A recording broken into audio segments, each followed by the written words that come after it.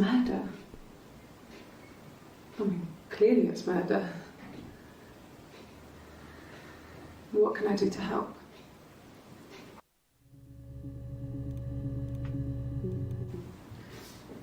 Yeah, that's me. But February, I mean, that was months ago. What's that got to do with Simon's murder?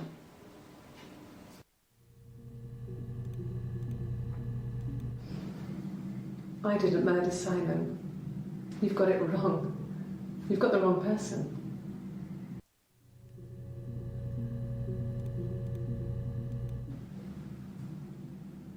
I'd like to speak to a lawyer now. Please. You have no murder weapon. You have nothing. And all these stories we've been telling each other, just that. Stories.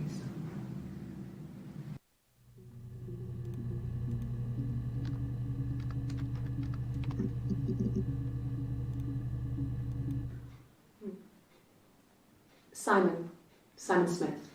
He works at Ernst Brothers Glass. They do windows, all kinds of glass. Simon does the more special work, mirror making, feature windows, artistic things, really beautiful things.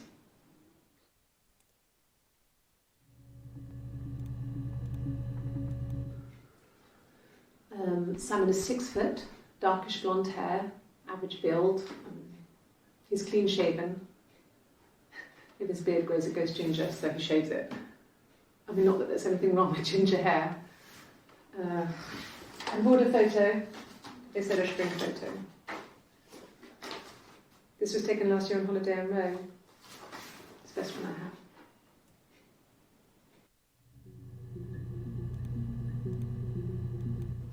It's the Rockington Arms, The Rock. It's run by a nice couple, Peter and Susan. There's some other regulars there that Simon likes to drink with, and the barmaid they're having sometimes, Helen. Peter said Simon had been in and had a few drinks.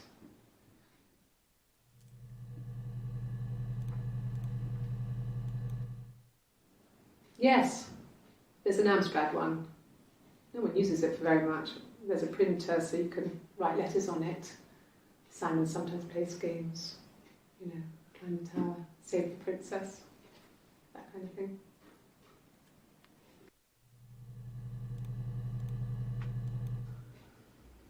Simon isn't the type to run off or do anything crazy. Someone must have done something to him, or there must have been some kind of accident. So what do we do next?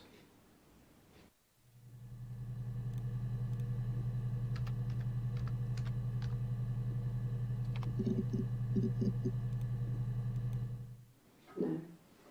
I think he spoke to Helen. She said he was upset about our argument, but I'm not sure what else he said.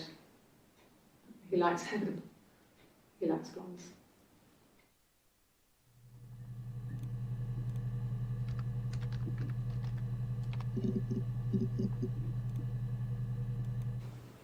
Could the hairs have come from somewhere else? I mean, could they... We have a lot of dolls in the attic. There's a Rapunzel doll with long blonde hair. Could they have come from there?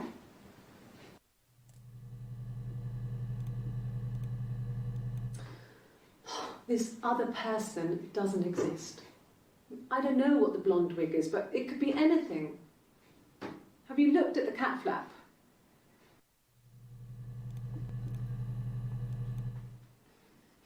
You want me to play something?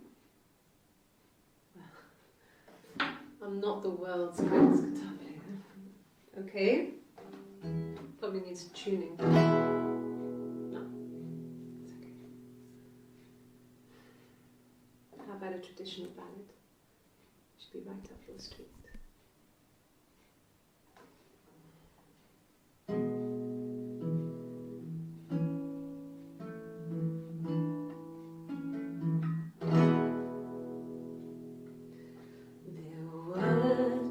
Sisters came walking by the sea. Oh, the wind and the rain. The eldest one pushed the other one in. Oh, the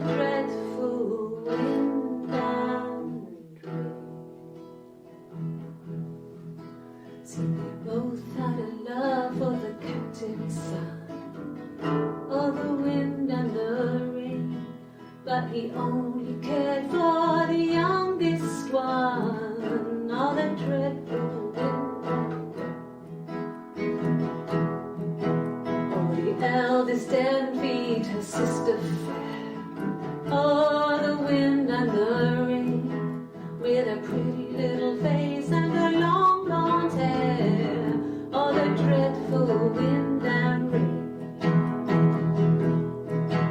So she pushed her in and held her down. Oh, the wind and the rain watched her as she slowly drowned. Oh, the dreadful wind and rain. Oh, she floated up and she floated down. Oh, the wind and the rain floated till a ship came by. Oh, the dreadful wind and rain. Out comes the captain's son. Oh, the wind and the rain. Father dear, here swims and swan. Oh, the dreadful wind and rain. And then it gets really weird, so I think that's a good place to stop.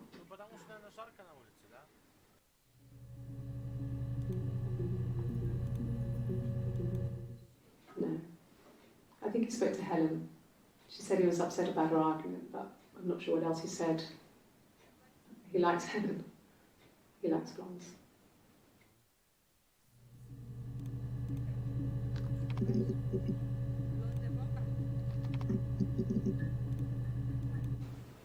Could the hairs have come from somewhere else? I mean, could they... We have a lot of dolls in the attic. There's a Rapunzel doll with long blonde hair. Could they have come from there?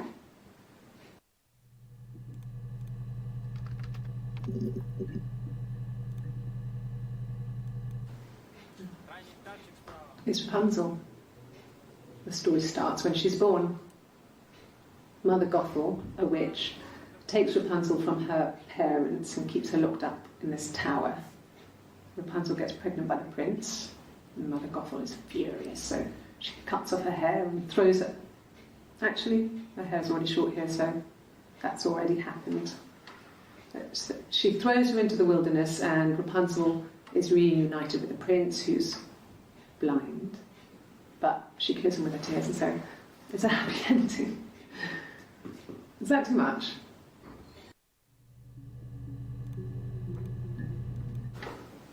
What kind of hairs?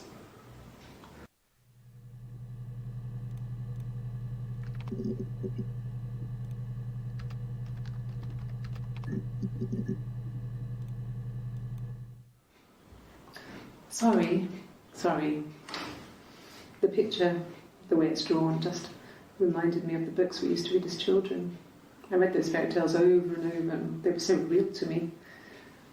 Rapunzel was my favourite. My brain is just full of it. Are any of these in colour?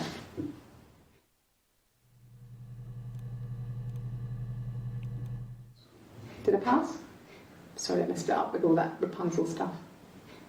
Do you need me to do that card again?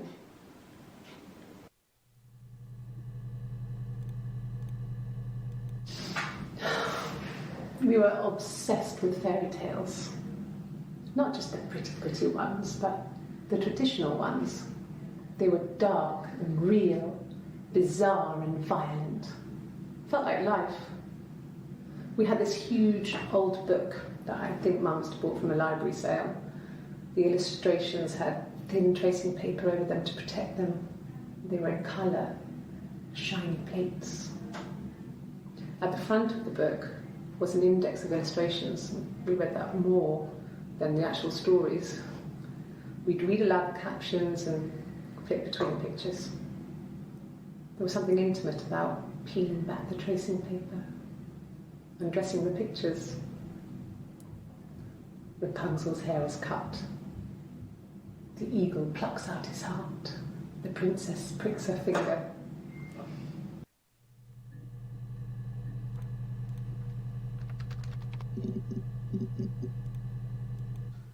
No, he doesn't have any tattoos.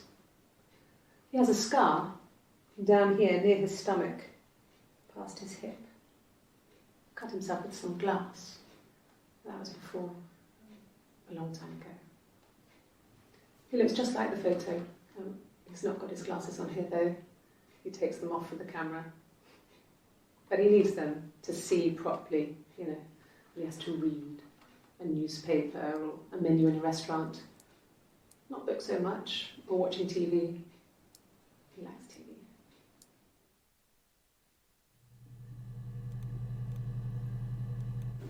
Yeah, we were 17.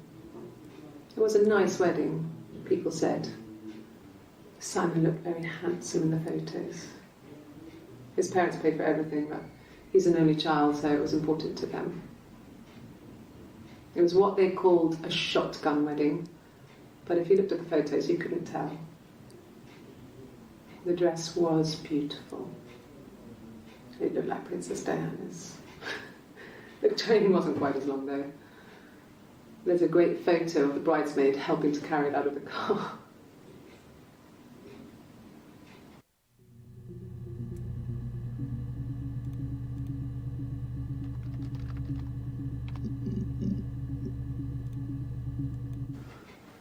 I guess you could call it that, but we were both happy to get married. It was a beautiful wedding.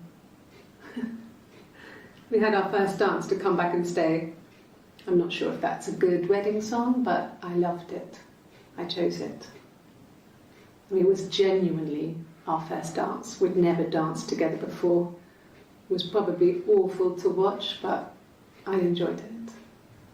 It felt like it was just me and Simon for that moment. Just the two of us.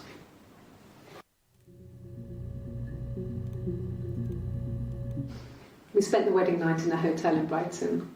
It would have been too much to do more. We were saving for the baby. It was wonderful to be in a hotel, away from home, just alone together. Since then, we've always tried to get away for our holiday.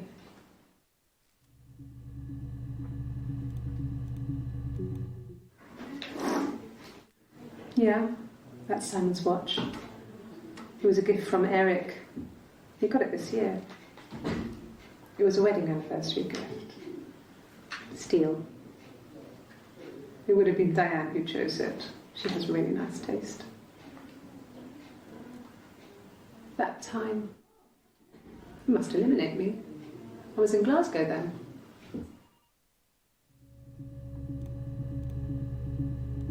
No. The parents decided there would be a wedding. And after the wedding, Hannah moved in with his parents. There was no way I could follow, so we were separated again. I stayed in the attic.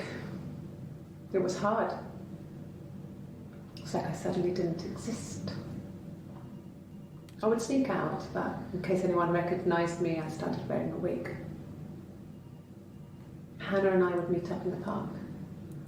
I was trying to get pregnant, but I couldn't. I mean, I couldn't do it with anyone we knew, so it was sex with strangers, drunk guys I'd met in clubs, parks and alleyways. I was 17. It felt like I was being punished. But it was Hannah who had betrayed us. I had to stop when one of the guys gave me an STD.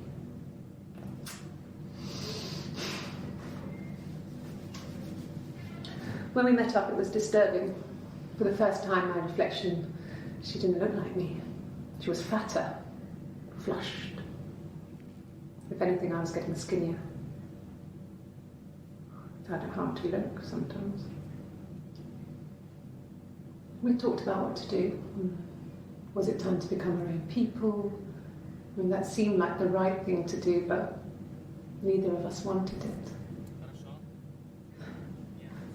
We agreed that her and Simon would get their own place as soon as possible, and then I could move in. And that was the plan.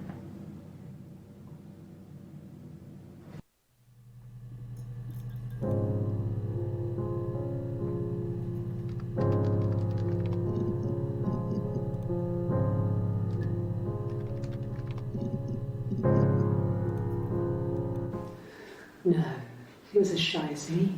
I asked a friend to ask him out for me. We had our first date at the Odeon in North End. We went to see Risky Business. I had on my one best dress. Simon paid. He bought me a Whisper, and I was worried about getting chocolate on my teeth.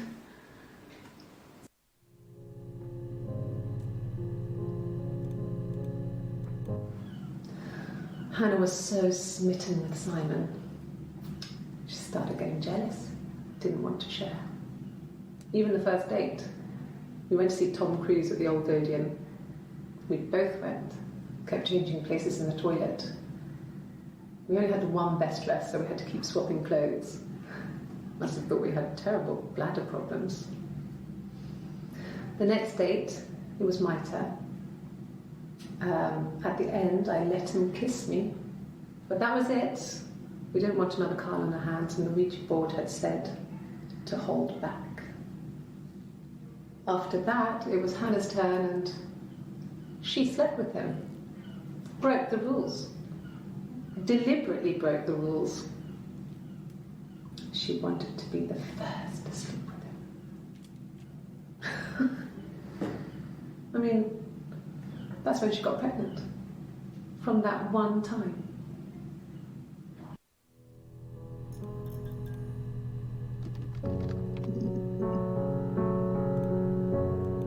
My name is Hannah. Hannah. It's palindrome. It reads the same backwards as forwards. It doesn't work if you mirror it though. It's not quite symmetrical, but well, I mean, you get the idea. Sorry. Hannah Smith. I live at 31 Gladstone Street.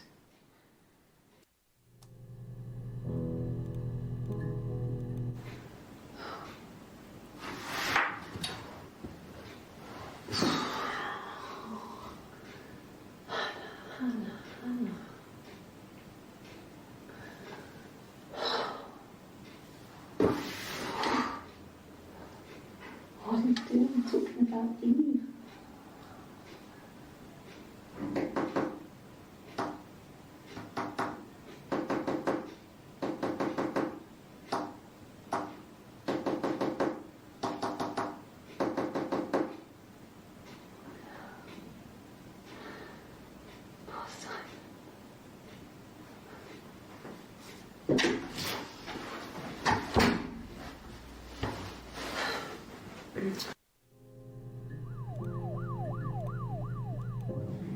Yes, my name is Hannah Smith. Oh, shit. Sorry.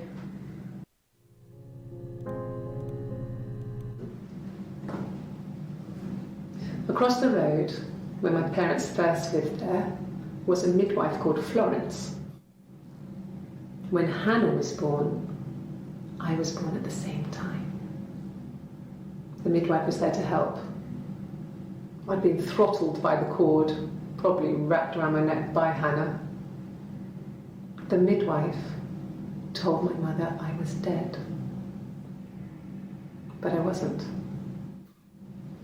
She wrote all this stuff in a diary. Amazing what people will admit to on paper.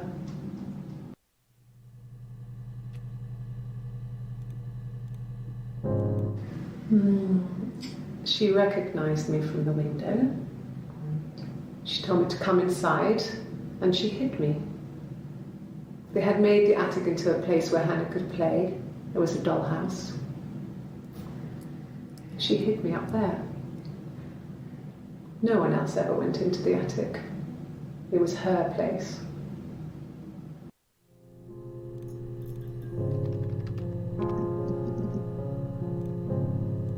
Yes.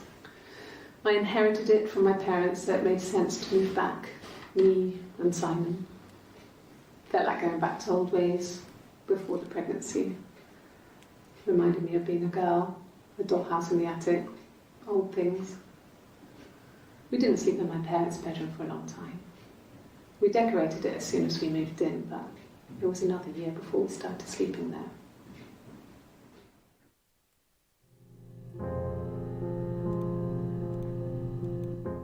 Yes, I read a lot as a child and watched lots of TV. Then the doll's house we had we still have in the attic. It's kind of a fairy castle. We used to play up there and make up our own stories.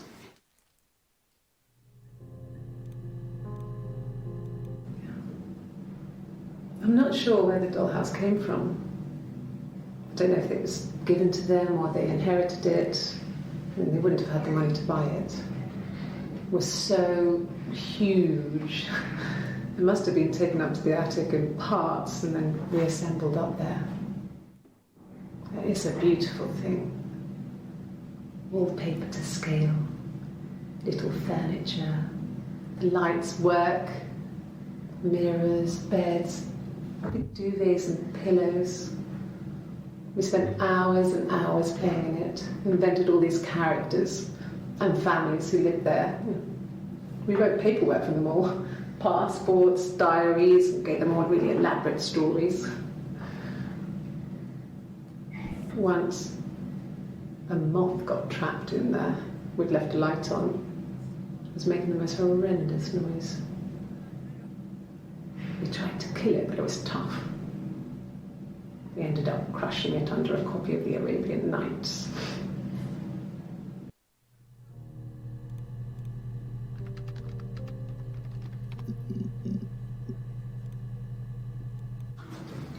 The legal stuff was completed very quickly. Hannah moved back in with Simon. Eric gave Simon the week off to help with the move. He decorated, modernised wallpaper, curtains. Hannah insists the attic we left as it was, dollhouse and all. Simon never went up there.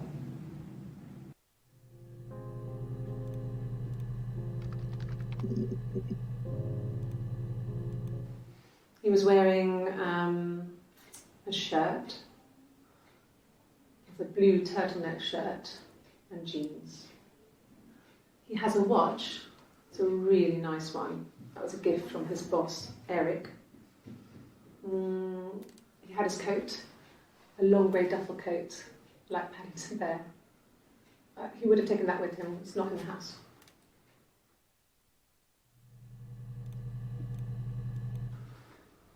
So, it was Friday evening.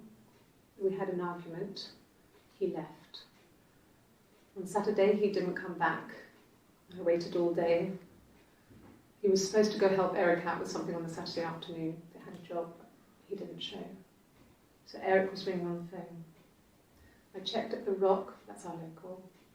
They said they'd seen him on the Friday night, but not since. He still wasn't back this morning. It just isn't like him at all.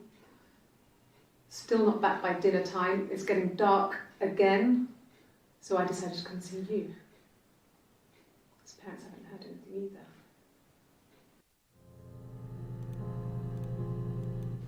Yes, there's a car that we share, a Cavalier, and a van he uses for work. It's owned by Eric, but we look after it. Both of them are there now, parked in the street. I'm not sure about the keys for the van. I can look for you when I get back.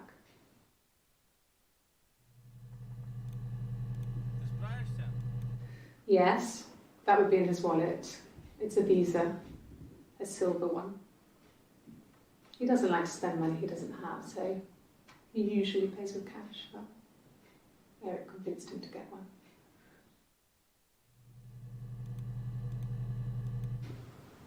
Well, Eric was like an uncle to him. They were pretty close. They spend a lot of time with each other, especially when they have to go to conferences. Have you met his wife, Diane?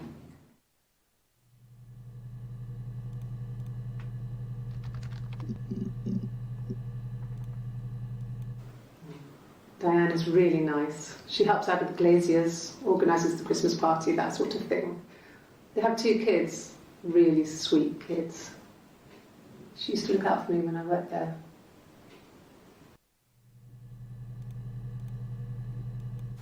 Not really. He would go to the pub. He had his drinking buddies there, but no one ever really came back to the house. Sometimes Eric, his boss, and his wife would come over for dinner. That would be us returning the favour. Diane is a really good cook, into her trendy ingredients. And the last time Simon cooked something off MasterChef, he got the recipe off Ceefax. And I did my Lloyd Grossman bit, commenting from the sidelines. I had to find fennel from the supermarket. Have you ever eaten fennel?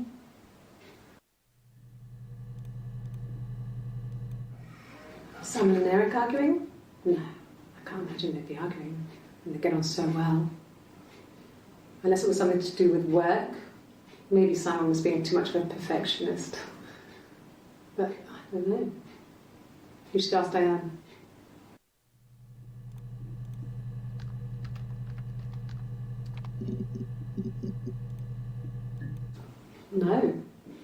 No, Simon didn't play guitar. He wasn't very musical. He liked to listen, but he was tone deaf.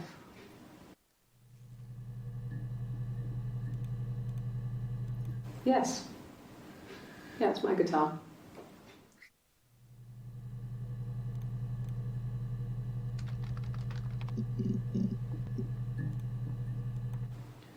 He wasn't present so much. It was one of those arguments that had been simmering for a while. The present was a mirror, a nice mirror. He'd engraved the glass, the kind of mirror a princess would have in a story. He made it specially for me.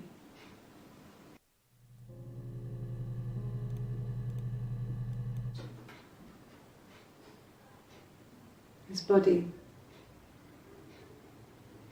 didn't look real. And his throat.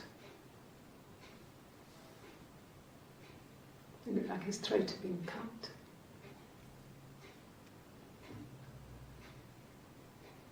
And I didn't see his glasses. He has these thick glasses.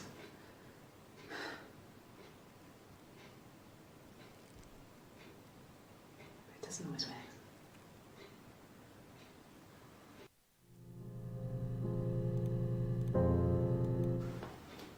Look, on his clothes, that would make sense. He made it by hand. I mean, he brushes the silver onto the glass. That's not how they make mirrors these days. I mean, he made the mirror and he gave it to me.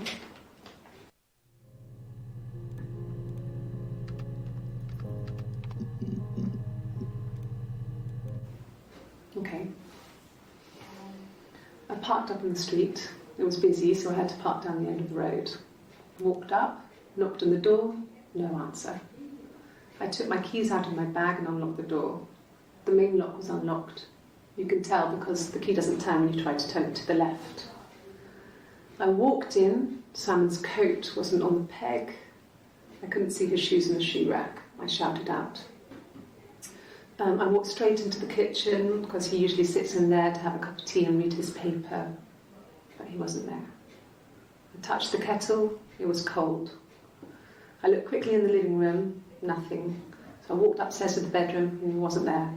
I didn't search for him because it was pretty clear he wasn't there. I had a shower, the phone rang whilst I was in the shower. I didn't answer it, I think it was Eric. Then I was just exhausted. So I lay down on the bed and I fell asleep, though I didn't mean to. I woke up a couple of hours later and I was surprised to see no one in the bed next to me. And then I remembered where I was and what had happened.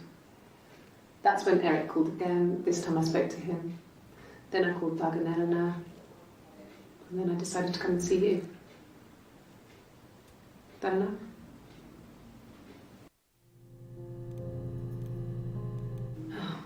Okay. I parked up on the street. It was busy, so I parked down the end of the road. I walked up to the house. I knocked on the door. No answer. I took my keys out of my bag, unlocked the door. The main lock was unlocked. I could tell because the key wouldn't turn when I tried to turn it to the left. I walked in. Simon's coat wasn't on the peg. I couldn't see his shoes on the shoe rack. I shouted out for him. I walked straight into the kitchen. He usually sits in there to have a cup of tea and read his paper. He wasn't there. I touched the kettle. It was cold. I looked quickly into the living room. Nothing. I walked upstairs to the bedroom. He wasn't there. I didn't search for him because it was pretty clear he wasn't there. Then I had a shower. whilst I was in the shower, the phone rang. I think it was Eric, his boss. I didn't answer it. Then I came out and I was just exhausted. So I lay down on the bed and I fell asleep, but I didn't mean to. I woke up a couple of hours later and I was surprised to see no one in the bed next to me. And then I remembered where I was and what had happened. That's when Eric called again. I spoke to him. Then I called Simon's parents. And then I decided to come and see you. That enough?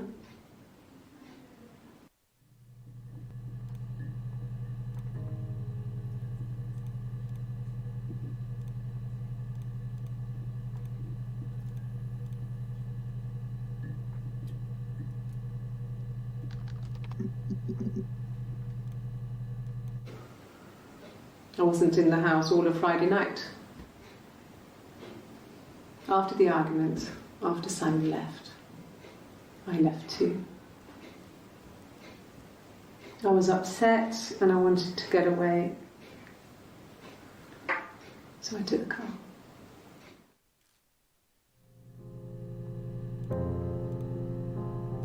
I got in the car and I drove. I just kept driving north. Just kept going, just wanted to get as far away as I could. When I finally stopped, I was all the way up in Glasgow. I was so tired. I just had to sleep.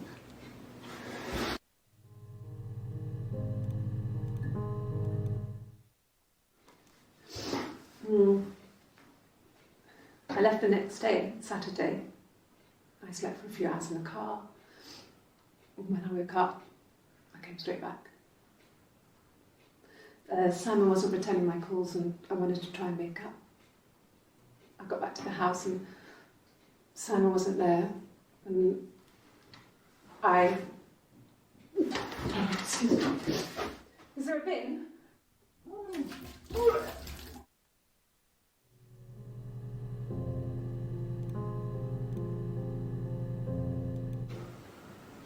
I wasn't in the house all of Friday night. After the argument, after Simon left, I left too. I was upset and I wanted to get away. So I took the car.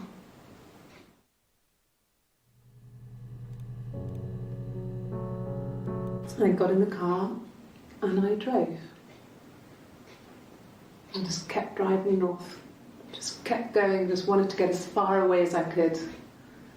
When I finally stopped, I was all the way up in Glasgow. I was so tired. I just had to sleep.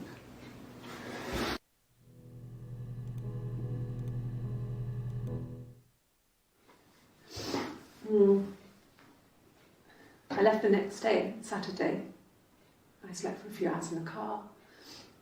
When I woke up, I came straight back. Simon wasn't returning my calls and I wanted to try and make up.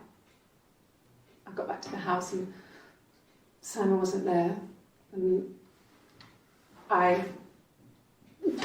Excuse me. Is there a bin?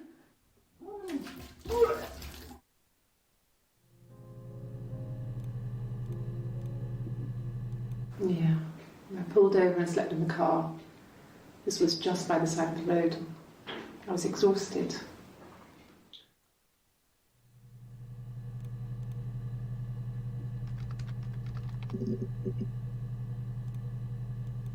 Yes. I got to Glasgow, I was exhausted, so I pulled over and slept in the car. I woke up because a rubbish truck went past. I got some petrol, bought a coffee and a pastry, tried calling someone from the payphone, and then headed back.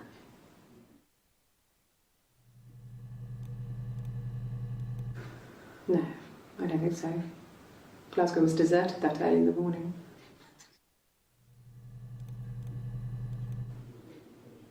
When I arrived in Glasgow, I was exhausted. The streets were empty. I was driving badly. And I hit a taxi. Not a big crash, just paintwork. The guy was so pissed off because I didn't have a driving licence on me. But when I told him I was pregnant, he made sure I got to the hospital so they could check me out. It was fine. The hospital must have details when I was looked at. There's a scratch on the car.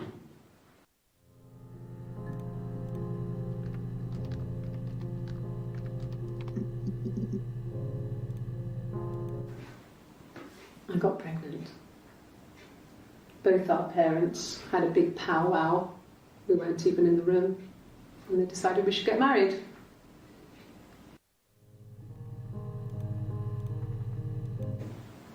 Yes, I'm fine. I won't be sick again. This happens some days. I'm pregnant. It's morning sickness.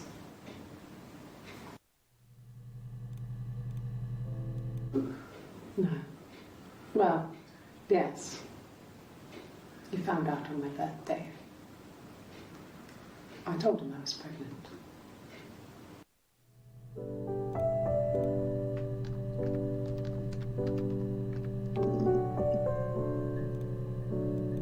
Yes, that's my birthday. Not one of the big ones, but I guess you can see that.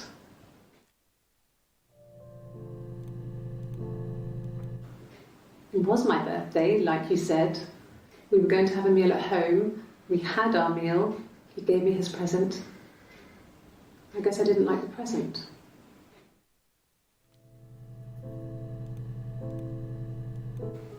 From when I woke up. Okay. I woke up. Simon was already up and he made me birthday breakfast of Eggs Benedict. We both had to go to work, so we saved presents till later. I got to work, had some birthday cake, children sang me happy birthday, then I came home. The birthday meal was a takeaway, and Simon gave me his present, which I didn't mind. And after that, we talked about the baby. It turned into a big argument. Simon left. I was furious. I wanted to get as far away as I could and get some space to think. So I left.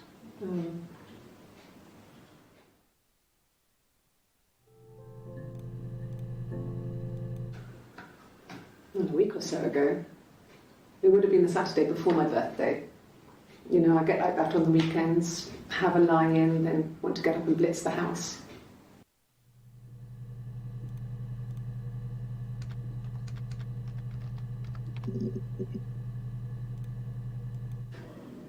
Do you have children? And the Glaziers. I worked there some weekends and Simon had a part-time job there too. That was Eric's generosity.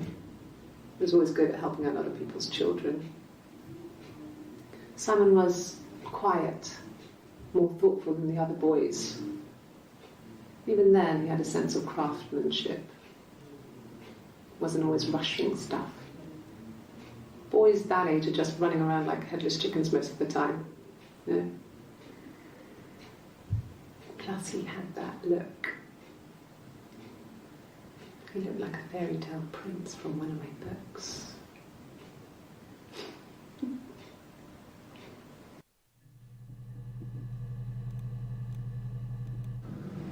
Fairy tales. Stories about lost princesses, evil witches, magical mirrors and lost children. So you see, even before I knew the truth, I'd found it in those stories.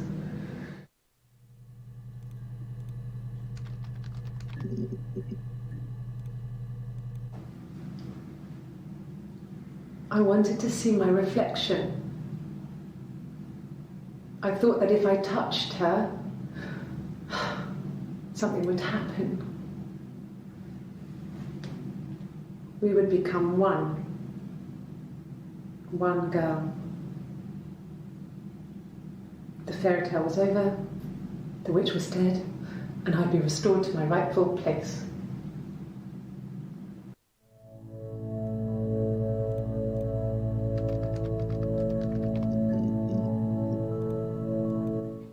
Simon never cheated on me. He was devoted to me, and I was devoted to him. Nothing in life is easy. We were good to each other. Life isn't a fairy tale. You do what you can.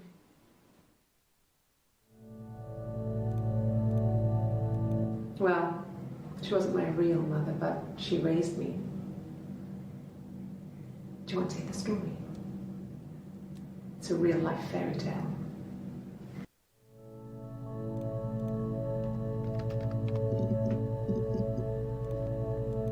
Yes, like a story. A beginning, a middle, and an end.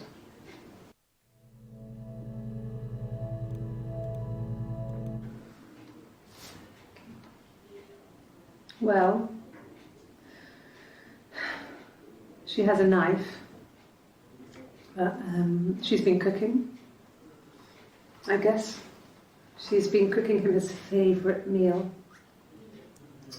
She's his wife. And he's asleep and she doesn't want to wake him because he's ill. That's why she's sad. Because he's ill and he might die. It's kind of a sad story, so I'm not sure how it ends.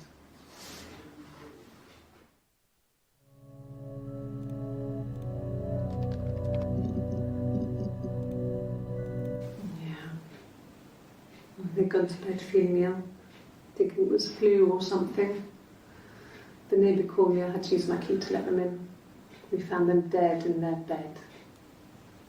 And they'd been there for days. No one had noticed. Just awful. It was so soon after my miscarriage. The worst year of my life. And I'd been so happy to get married, and after that it was just like, fuck.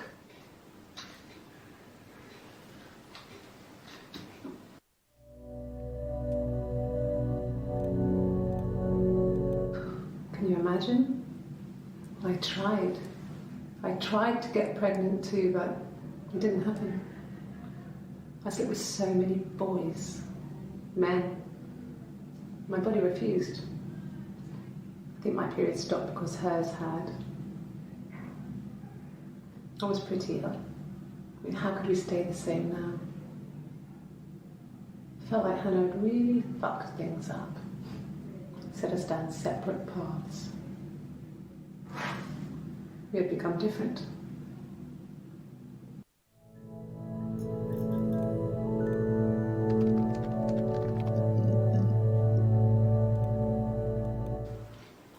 I thought it made me sound suspicious. It's not a normal thing to do, to drive to the other end of the country. I wanted to keep it simple. I knew it was stupid not to tell you everything. Saying I spent the night in Glasgow when my husband went missing, I thought it would, distract you from what was important. It's different now. Now he's...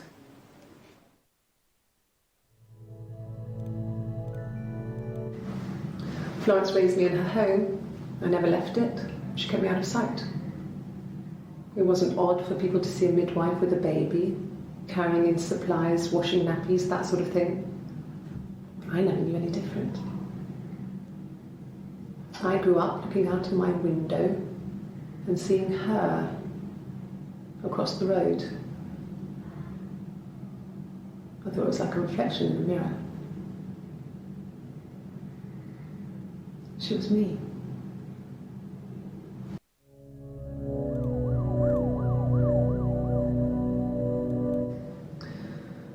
Florence was a warm, kind person, but she was broken, I guess. When I found her diary, I also found a biscuit tin with other stuff in it, older papers, letters, that kind of thing. Her story wasn't there.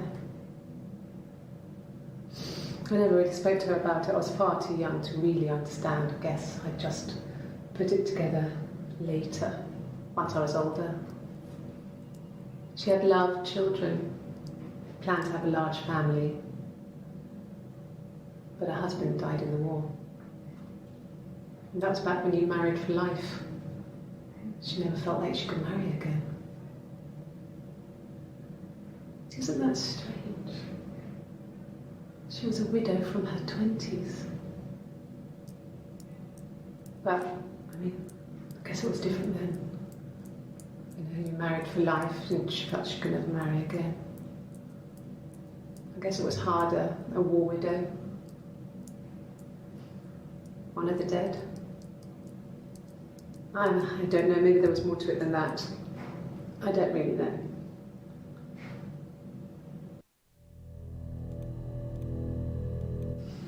Differences? She's a better driver than me. She passed the test for us. I tried to take it and nearly crashed the car. Learned that you can't rely on confidence to get you through everything. She is the shy one. She was especially shy around boys. If Hannah liked a boy, I would have to pursue him. It was that way with Carl. Hannah met him first. She had such a crush. I let him take my virginity after a night that his band had played at. It got difficult. When I was with Carl, we would have sex, but Hannah couldn't let him see she was a virgin. She had lots of excuses. After a while, we decided that I should take Hannah's virginity. It's not that different to a bruise, pulling a tooth, a graze. We used a hairbrush. After that, we took it in turns, though I was always the one who seduced the boys. Until Simon.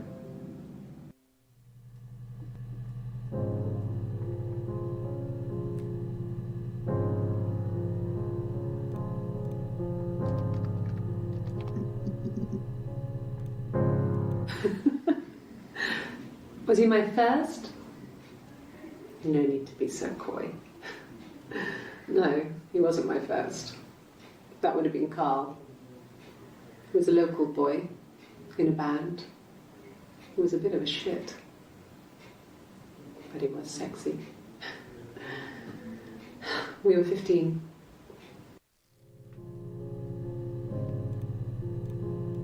No, I was 15. Carl was older.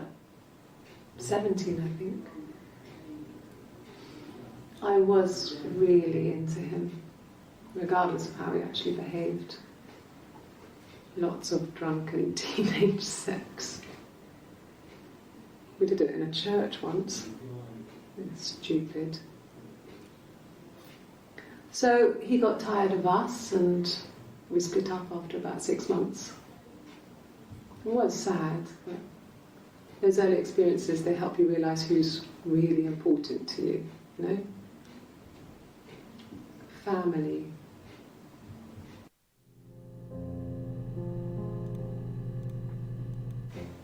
Family. So, Carl fucked off, and then there were other boys here and there, and then Simon.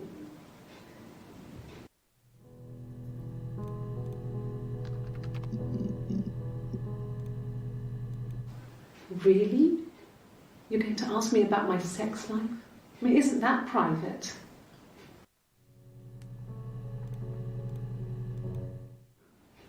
Are you married? How is your sex life? So, our sex life is probably fairly average for a couple after 10 years of marriage. No! You're talking to the wrong person if you think I'm some kind of slut. If you think I'm the kind of person that would have had sex with all those guys.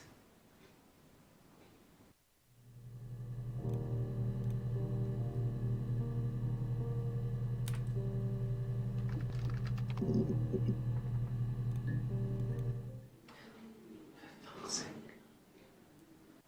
Can I leave? Are you going to arrest me? No. They'd laugh you out of the building. A lawyer would make mincemeat of you.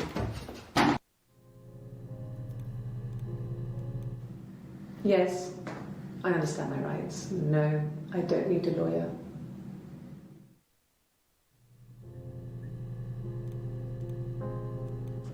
Yes, no lawyer. What are you going to arrest me for?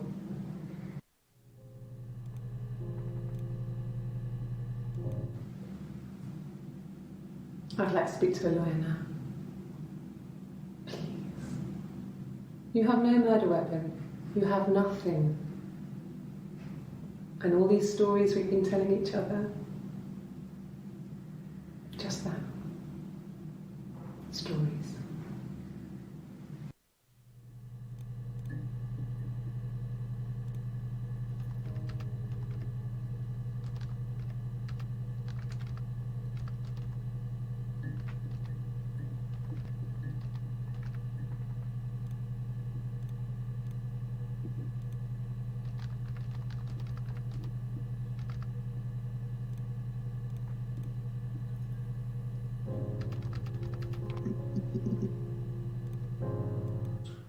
He has a wallet, a huge, silly thing, leather, real leather, I think. He packs it full of stuff, business cards, receipts, lottery tickets. He always carries it in his back pocket. I think that's why he's got a bad back. Offsets the discs. I haven't seen it, so he must have it on him. He always takes it out of his back pocket before, when he comes in, if he's in the house.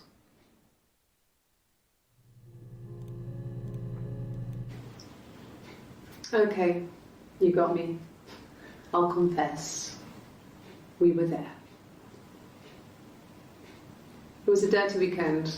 Simon was going to expense it, pretend it was a business trip. I used a made-up name.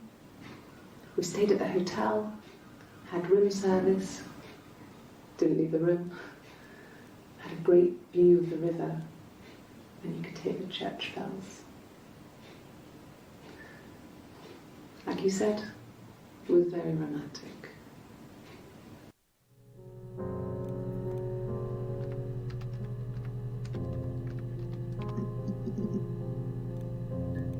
It was supposed to be a secret.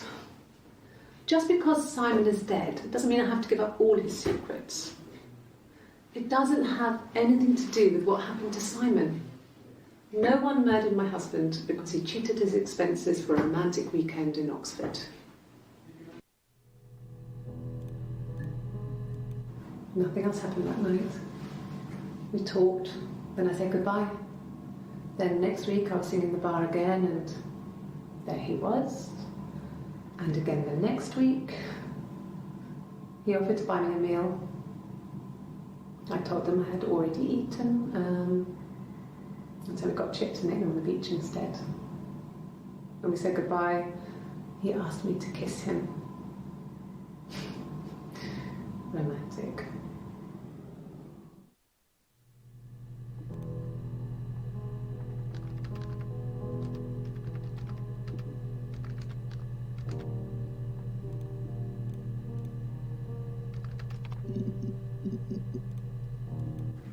Yes.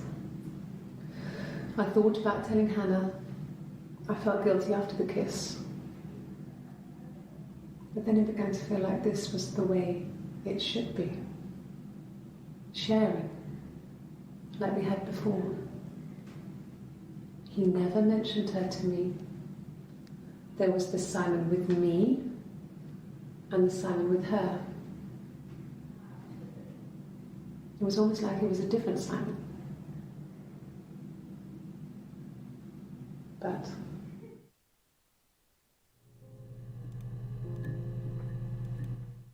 after the kiss, the next time, he took me back to the house, to our parents' house, to their house.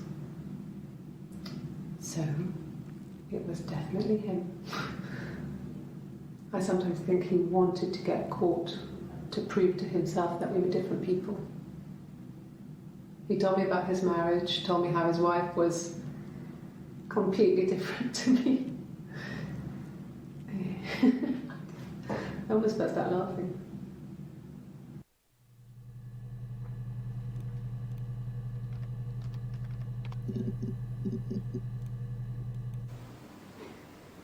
You're reaching here. Oh, I don't know why. No, I've never cheated on anyone. I've never taken anything from anyone. Simon is dead. But I have my baby to care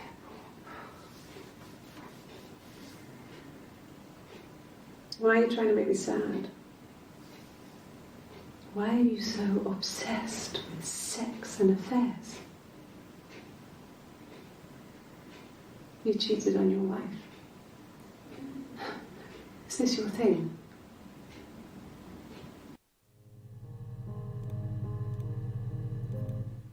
And what did your wife do?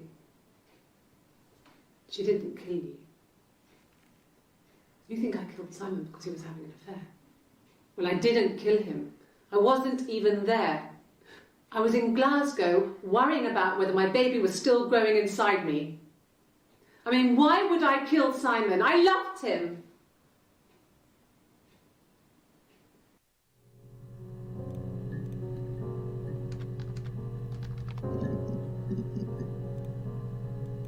An affair? Simon wasn't having an affair.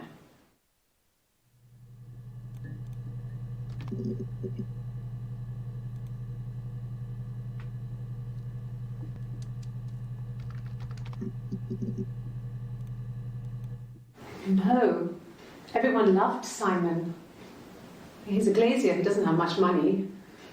I don't know. I don't know.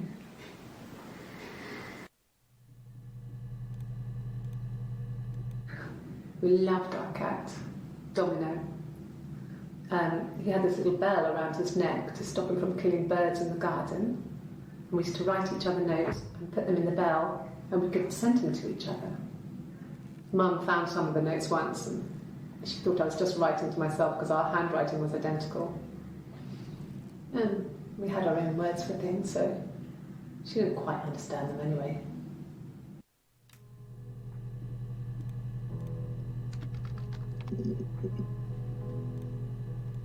No, he doesn't keep a diary. That's my thing. I've kept one, well, as long as I can remember, since I was a girl.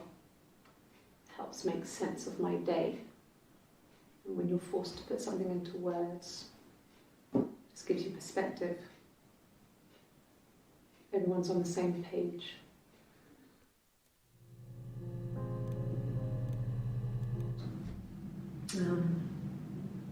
When I was 8, Mother died. She slipped down the stairs.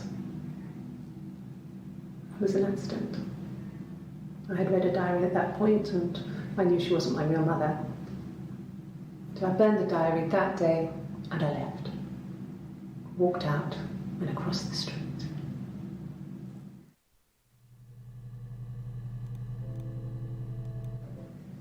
It just became our way of life. We would swap places and take it in turns to do things, and we were very careful.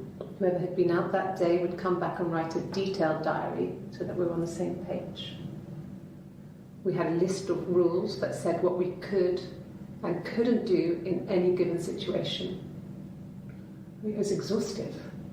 We lived a second life through those rules. Rules for things that could only ever happen inside our imaginations. We would consider all the permutations of future events and agree rules to walk our way through them.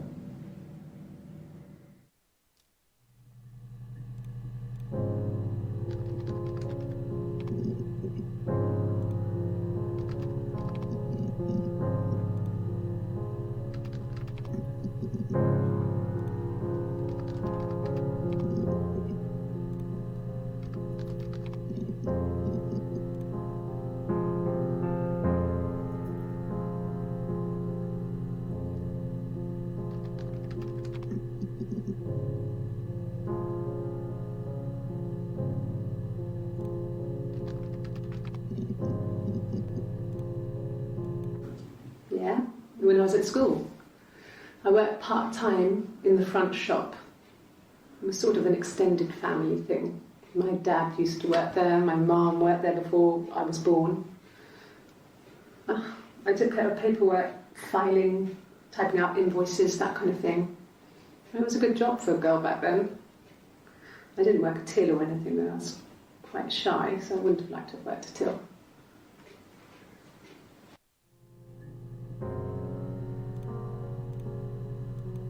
No, it was just me and her.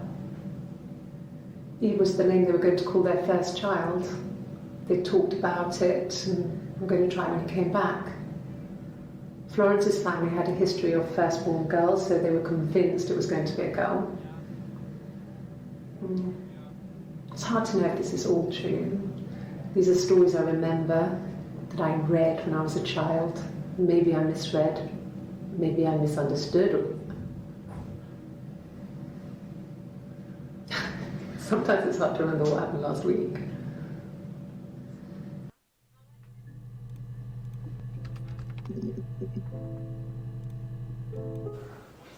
Well, my friend Eve. I mean, she was a friend from when I was a kid, and she was always more popular with the boys, and I used to hate her for it. I mean, really hate her sometimes.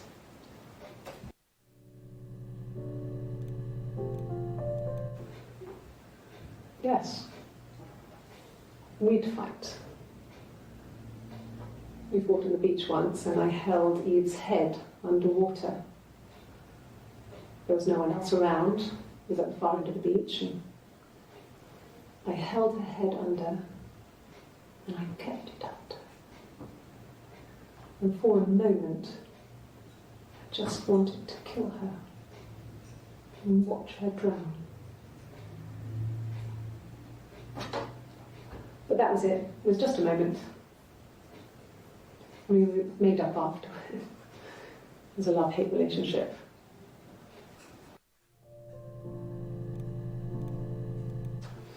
A police station. Yeah. When I was young, we ran away on my birthday. Bob Dylan was playing in London, and we thought we could break into his tour bus and have him take us with him. The taxi driver we paid to drop us off, I mean, we'd saved money, pinched a bit here and there to pay for the fare. He was suspicious because we were so young, so he told the police. So they came and picked us up and took me back to Portsmouth. My mum picked me up from the station. But I blamed everything on my friend Eve, so my parents let me off.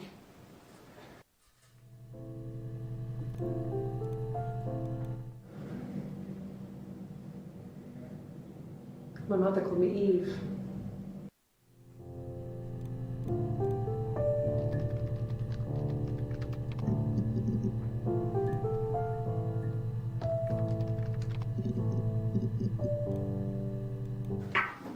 Let me see. Yes. I drove in here because I remember, well, I went over the river. And then there was a church there. Yeah. And I probably parked, well, I remember seeing a street sign called Princess Street. Yeah, there it is. Yeah, so I'm pretty sure it must be this one. There.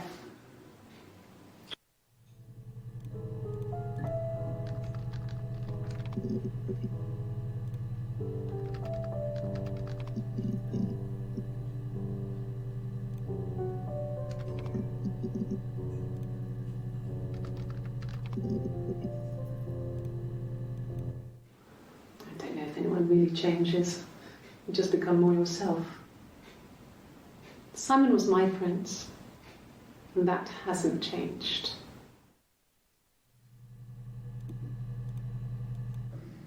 There were always princes and princesses. They were the special people, more important than the other characters in their stories. We knew we were like that. Twins. Magical. We were the princesses. We had a poster of Princess Diana from the newspaper up in our attic. Had a pride of place. And underneath we used to put all our special things. When her engagement was announced, we were obsessed with everything she did. And later, when her life went so bad, we felt for her. her divorce last year just kind of drew a line under things.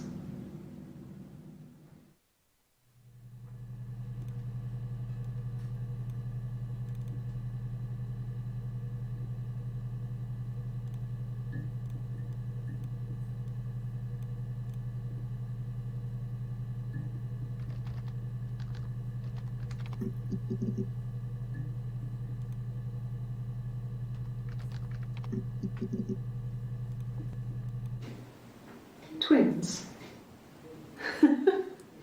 Really? Are you really asking me that question?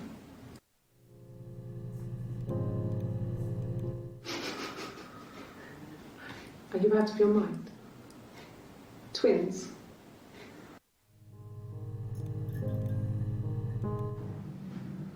Florence took me home with her. Mother hadn't been expecting twins and had a healthy baby. I guess she was just happy for Florence to clean up. Take away the evidence that this was anything but a happy occasion.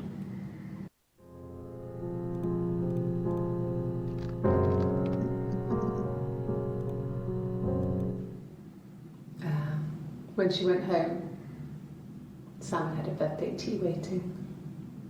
Afterwards, she told Simon about me, told him I was pregnant. She wanted me to move in with them, this sister he didn't know she had. She knew that instant. The look on his face. She knew.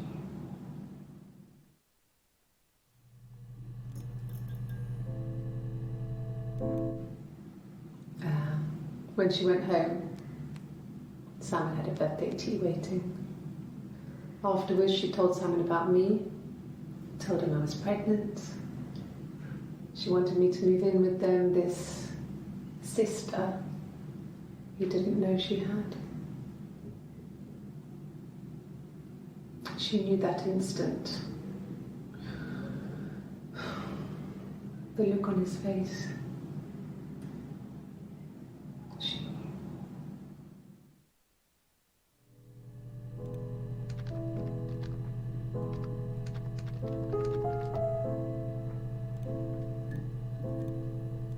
She sent him out the house, kicked him out, called me up, crying, and I went round. I guess I had a feeling I could hear something was wrong in her voice, but I wasn't sure what it was. She called me sister on the phone. She never calls me that.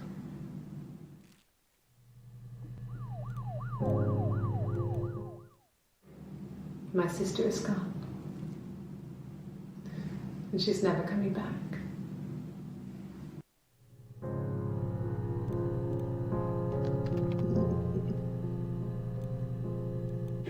Oh God, I don't know. I mean, I guess The Rock. You've spoken to everyone there. Someone must have seen where he went. I don't know. So many things could have gone wrong.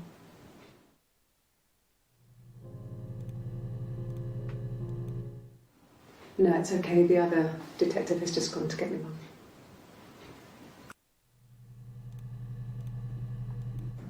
It happened very quickly. We hardly had to talk to each other. We agreed almost silently. The baby was what mattered. We'd help each other. We cleaned up. We bagged up the broken mirror, her clothes. They're gone. We took him down to the cellar. We knew we had an alibi, and we wanted the body to be found later. We wanted to have suspicion on us, so we could then disprove it, rather than have it linger. Better to keep the body in the house than risk being seen with it. The watch, that was my touch, to make sure the alibi stuck.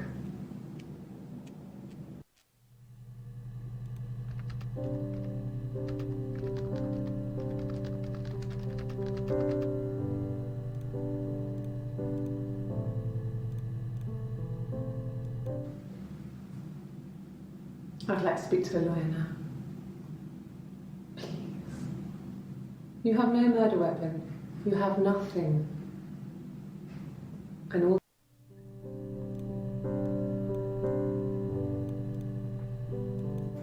it happened very quickly.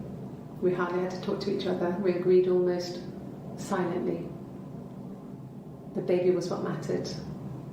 We'd help each other. We cleaned up.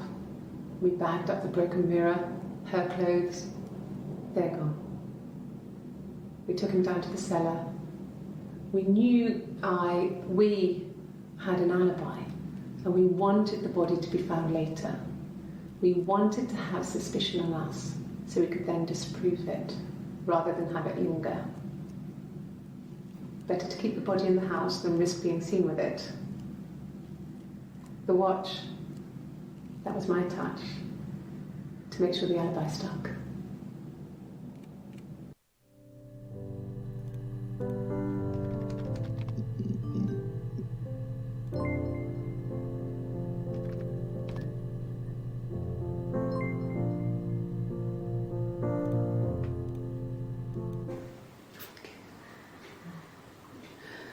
It was after dinner.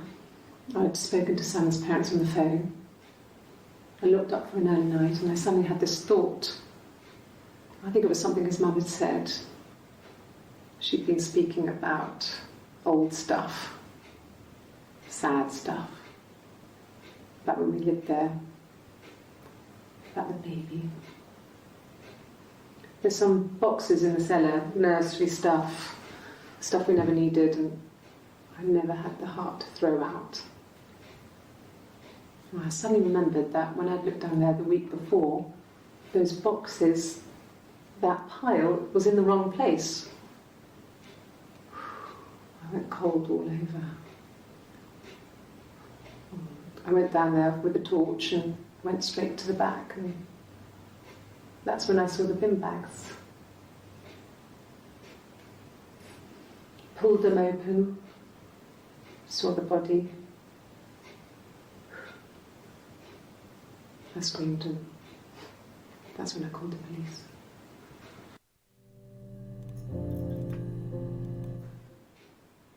No. The whole thing was wrong.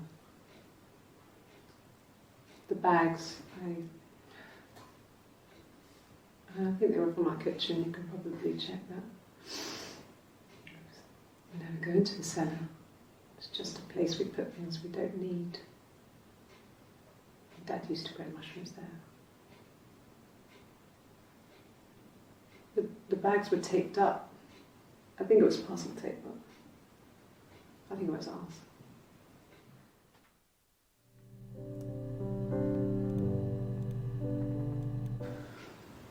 Well, fine, considering.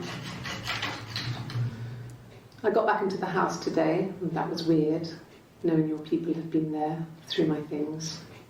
It's like I've been burgled. I mean, worse, obviously. I don't know. I haven't lived in the cellar yet. They sent a cleaner in, as good as new, he said. But they had to throw some stuff out. Couldn't get the blood out. And I'm still waiting to hear from the coroner so we can get a date set for the funeral. It's going to be a cremation. So,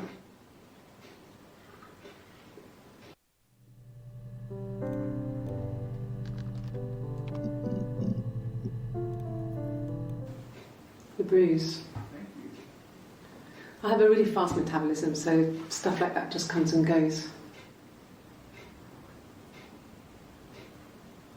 I don't know if there's much more that I can tell you that I haven't already told the other policemen. I found the body.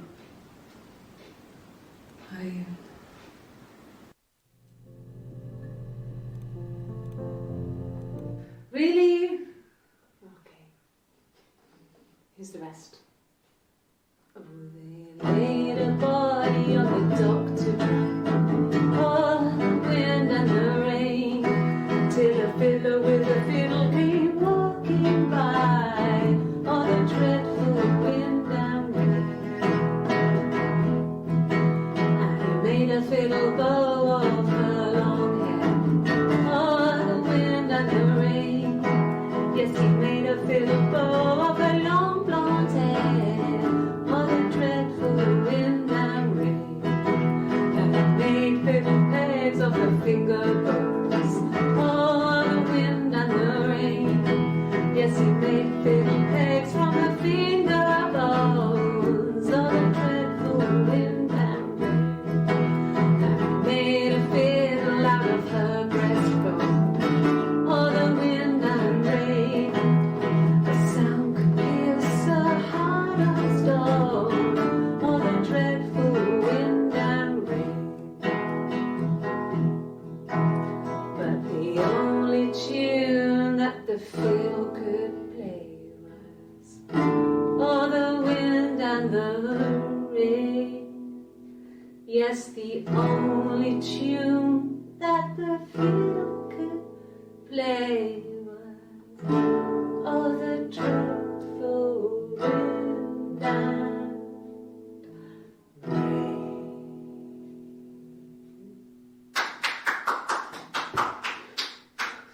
Anything you sing may be used as evidence against you.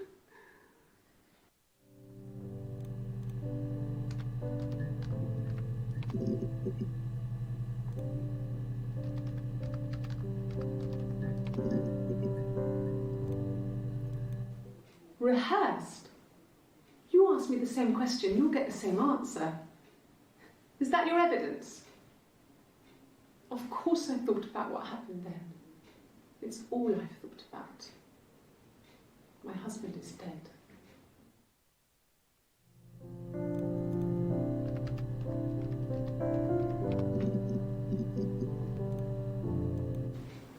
I haven't been into work. I guess I've just been waiting to hear from you, hear from my husband.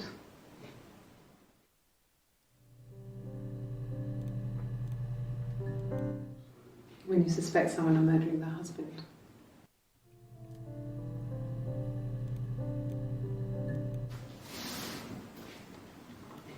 She's crying, I guess.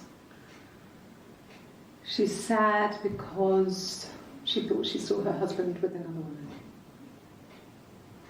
But it's okay, because she finds out it wasn't her husband, it was his brother. And so it's fine.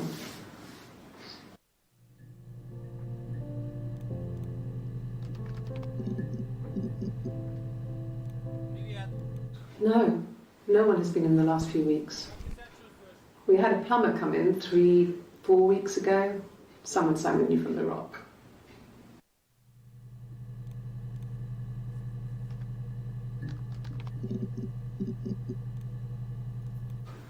When will the police let me back in the house? They let me take a bag of clothes with me, but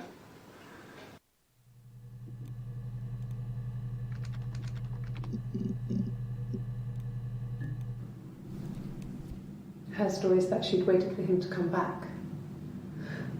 She put on my wig, some of my clothes, pretended to be me. They talked.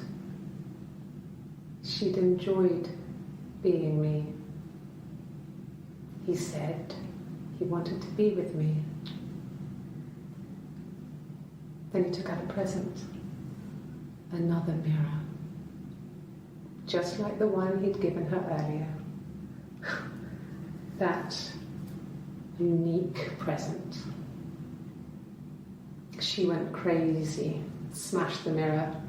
They argued, screamed. He hit her. So she grabbed a piece of the mirror and just swung it round. She cut his throat clean open. She'd only meant to scare him off.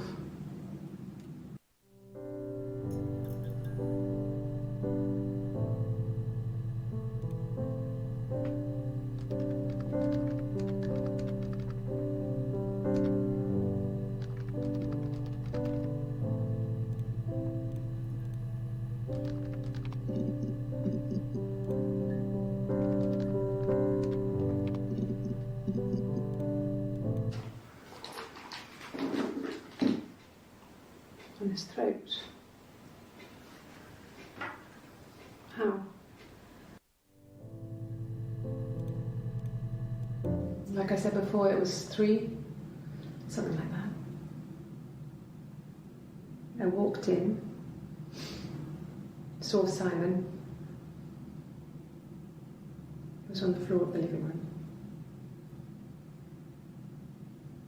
His throat had been cut. There was a lot of blood.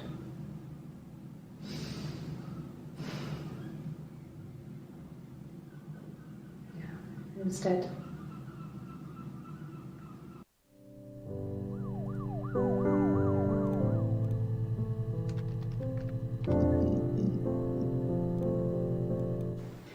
That's all that matters, really. The baby. Simon's dead, but the baby, that's how he will live on. Our baby.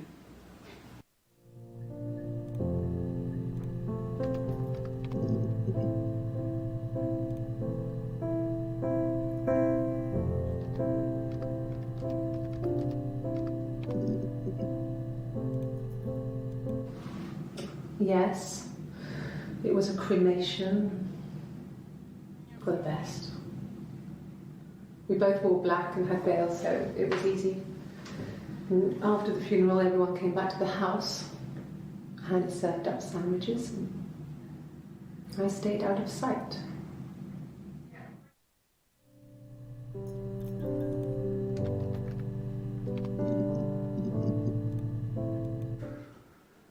We couldn't afford our own place. Simon dropped out of school, went full-time at the Glaziers. That was Eric's generosity. We moved in with his mum and dad. They had a spare room for us and the baby, if it came. It was a nice change, time to myself, living there for those months, full of hope.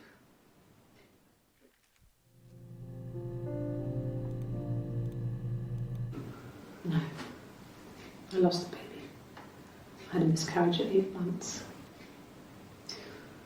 We carried on living at Simon's parents until, well, it was only a few months after.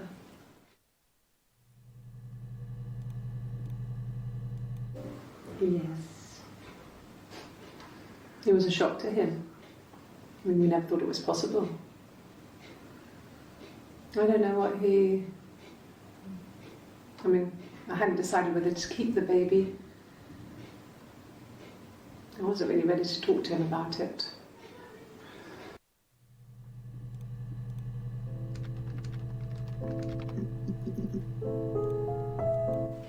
Then my parents died. It was the worst year of my life. A miscarriage and then my parents.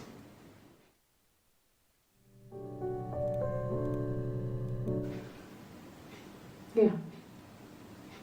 I mean, I was infertile. Thought I was. They told me I was infertile after the miscarriage because of complications.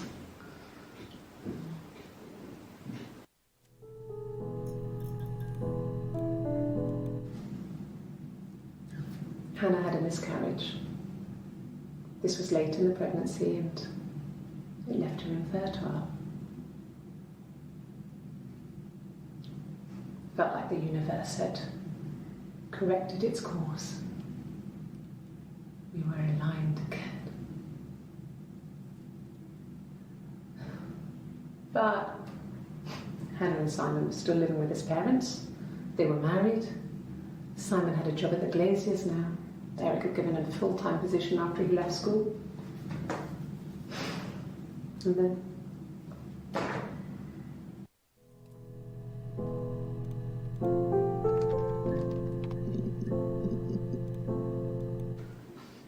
I got a job to contribute, you know. Doug knew someone and I got a job as a dinner lady at the primary school. They said it didn't matter if I could cook or not, just don't poison the kids. So you see, it's always been complicated between me and Simon. It's never just been the two of us. There's always been pressure.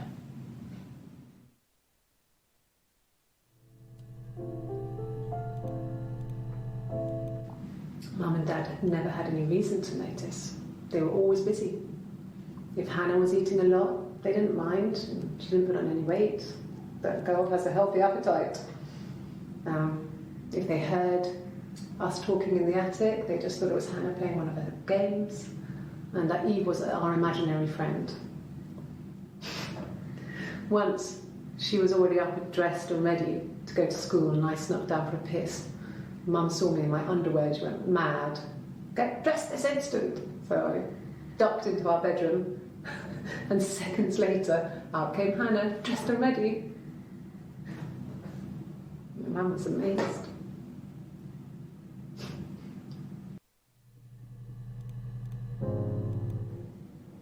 Mum and Dad never knew what was going on. We got so good at it. We were so in sync that we'd use each other to cheat. If one of us had a hangover, the other one would go to school. Whoever was best at a subject would sit the exam. There were lots of differences between us. Some things one is better than the other at.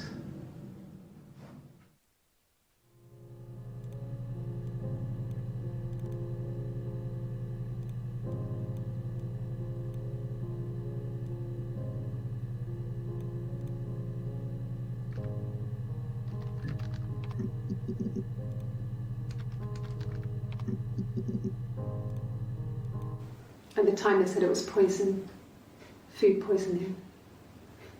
I mean, I felt so guilty. If I'd still been at home, maybe I could have done something. I don't know.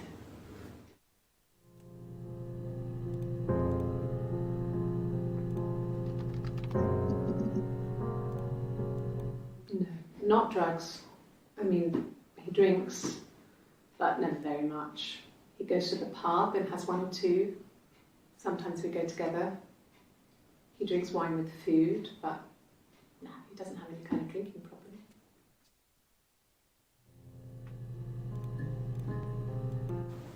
They said it was food poisoning. There was something in the food they ate. My dad liked to pick mushrooms, grow them too. They said it was the mushrooms. It was hard to believe. Death caps. They have a skirt around the cap. My dad taught me that. But, I mean, the police had no reason to think it was suspicious. They lived alone, and no one had any reason to hurt them.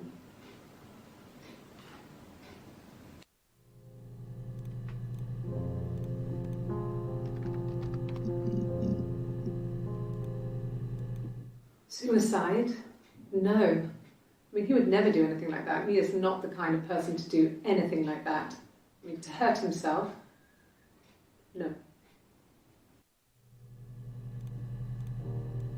Bruce? Oh, yeah, no, it's nothing. I was going through the top cupboard in my kitchen, and the chair slipped, and I kind of hit the door with my face. I mean, it hurt like hell.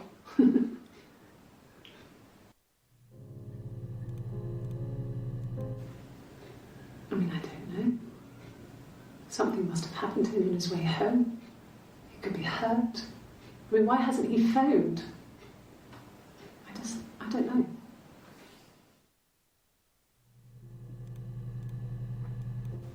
Hurt someone? Yes. But everyone thinks that from time to time, right? You just want to lash out.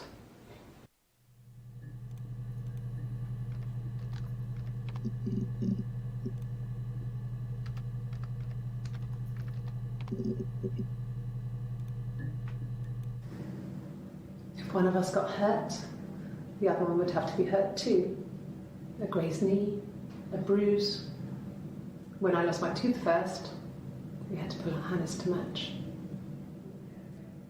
Once, I slept with a boy who was seeing another girl.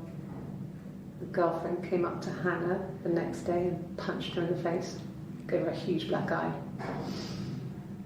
That night, she had to do the same to me. And she almost went too far.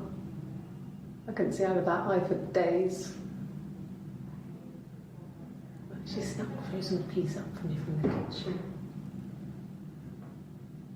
Well, so much of our bodies was synchronised anyway. We started our period on the same day. We're not childhood diseases, stomach bugs, nits.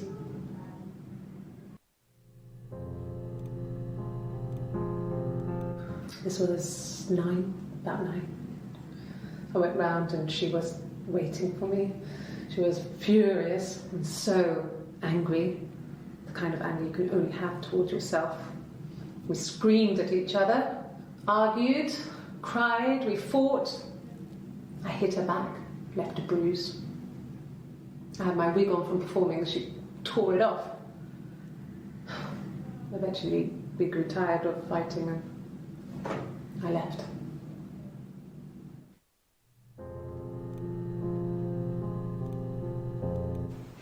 The bruise.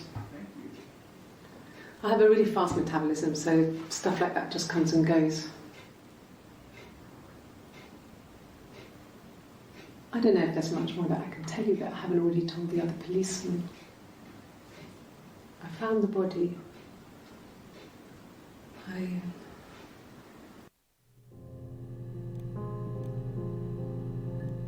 Bruise? Oh yeah, no, it's nothing. I was going through the top cupboard in my kitchen and the chair slipped and I kind of hit the door with my face. It hurt like hell.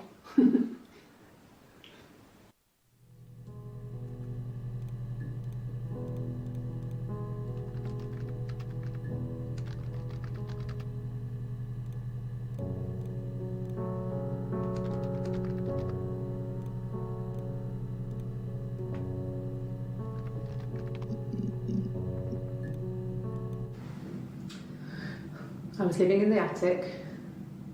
It was a very hard time.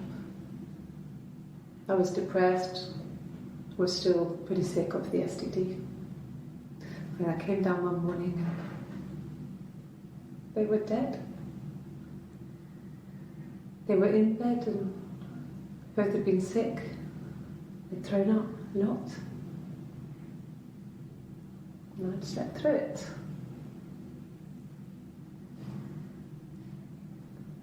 The police said it was the mushrooms they ate.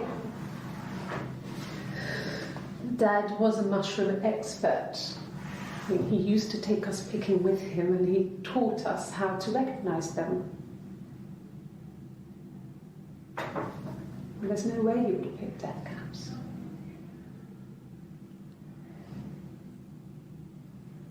But the police believe that's what happened.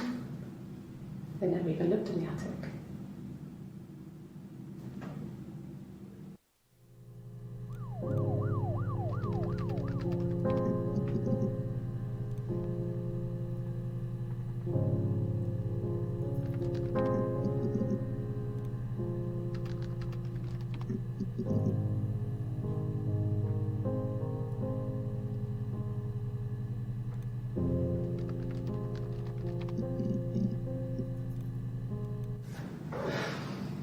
I think it was that time, the first time at the house, in his bed, that I got pregnant. Amazing, right? This fucking magic sperm. And they say lightning doesn't strike twice. I didn't tell him. I missed 3 periods. I had pretty irregular periods anyway, but 3. I had always thought we were infertile. Both of us. I didn't tell him. Just waited. Hannah and I were meeting for our birthday and I told her because I thought she would be happy for us both. I think she was.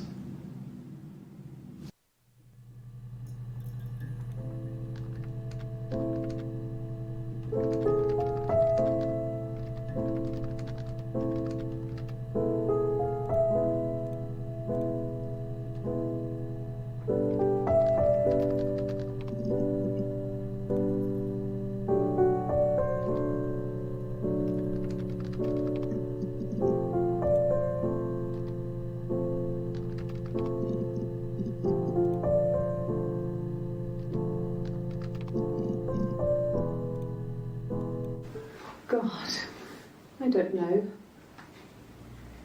Could be anyone. Maybe someone followed him back from the pub. But why would he let them in? Doesn't make sense.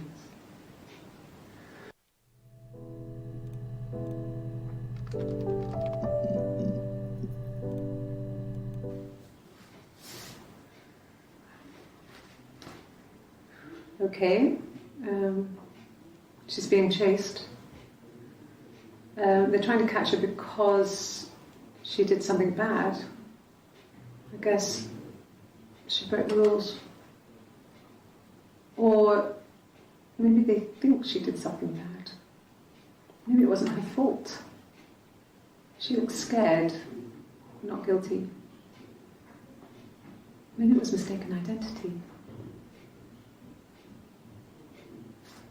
Did they catch her there? I don't know.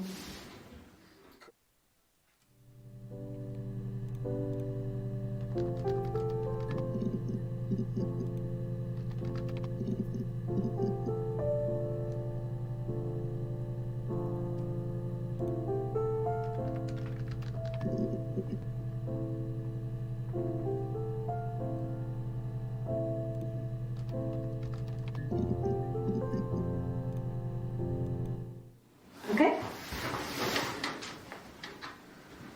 I've given blood before. Do you need to take that for your records?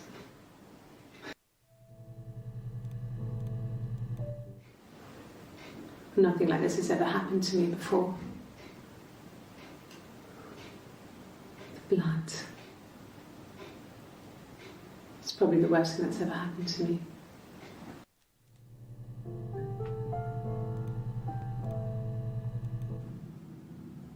She was sat behind him. She had my wig on. And she'd been there all day.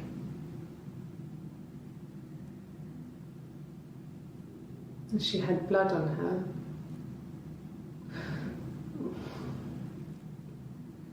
And she was in shock.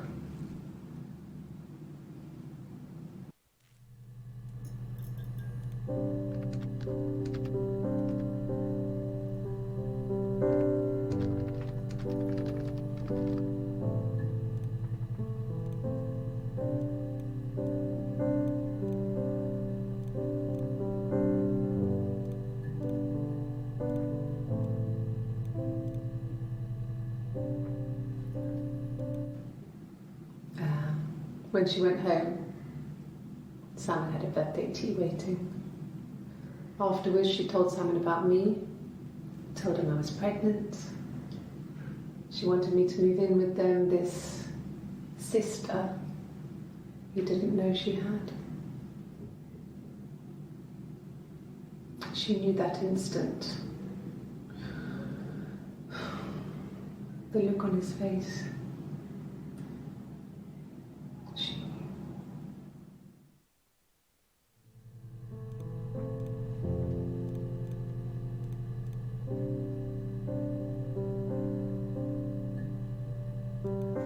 It happened very quickly. We hardly had to talk to each other. We agreed almost silently.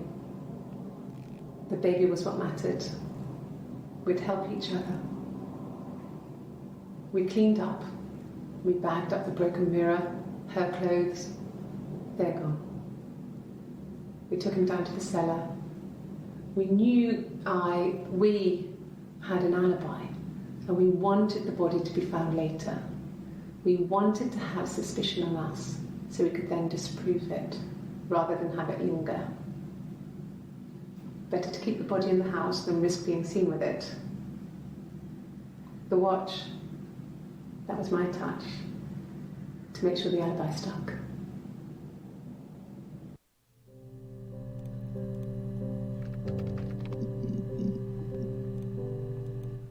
Sure, yes, of course, if that would help. Will you phone the house to let me know when you want to come round? Then I can make sure that I'm there.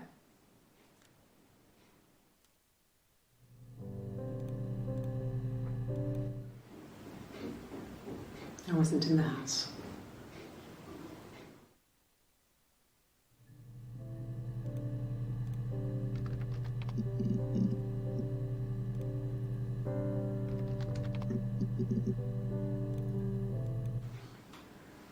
When you've been married for 10 years, stuff accumulates. We could argue about anything. And he's so nice. That doesn't help. He tries to smooth things over, and that just makes it worse. We're both passive aggressive, so we never normally argue directly about anything.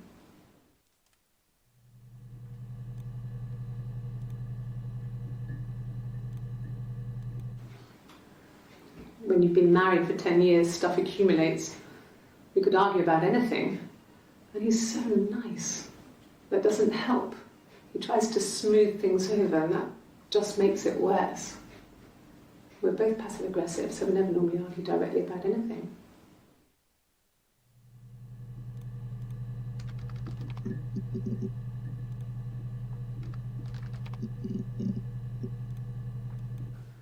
There's married couple stuff. A stupid argument, nothing specific. No one knows how to push your buttons better than those you're close to.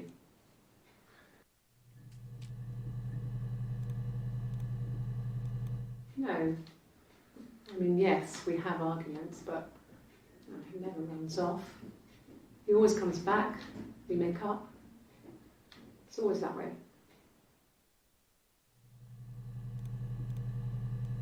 Yes.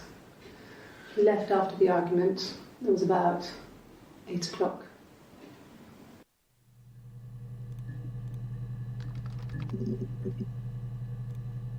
I think when I drove back it was about 8 or something.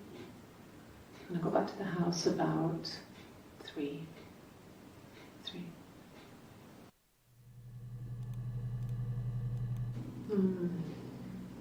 About 8 years back. It was a present to myself.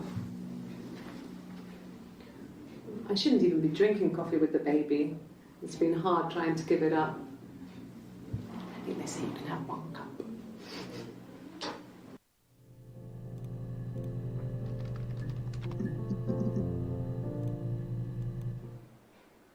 A black coffee, thanks. No sugar. Sweet enough as it is.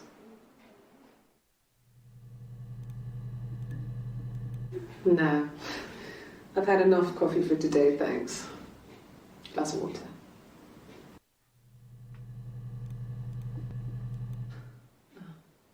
Coffee, I guess. Milk and sugar.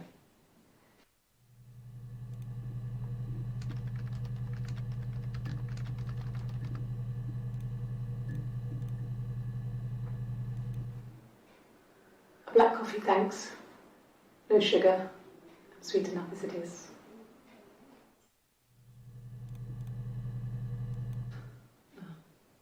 Coffee, I guess. Milk and sugar.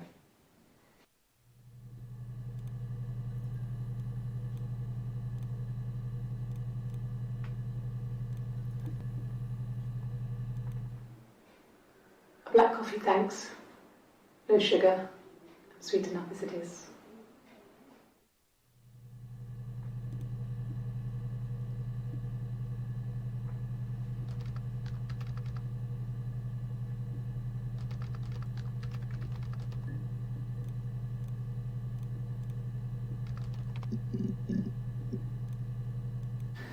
Could I have a cup of tea?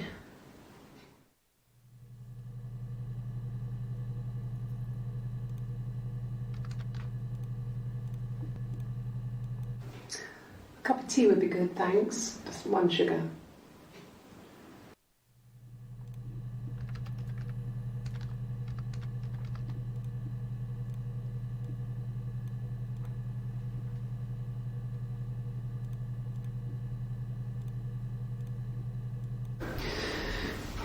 Maybe a fresh cup of tea?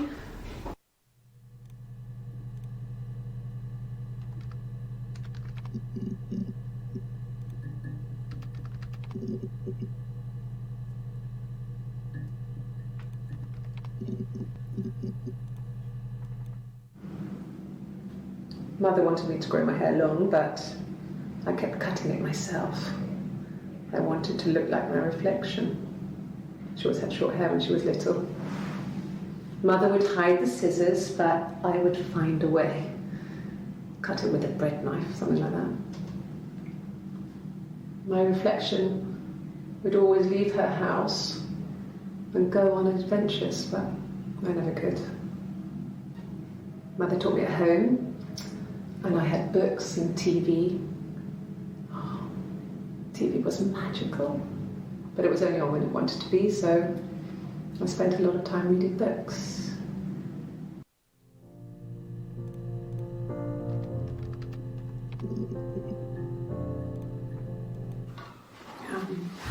I hoover, I dust every week, maybe less.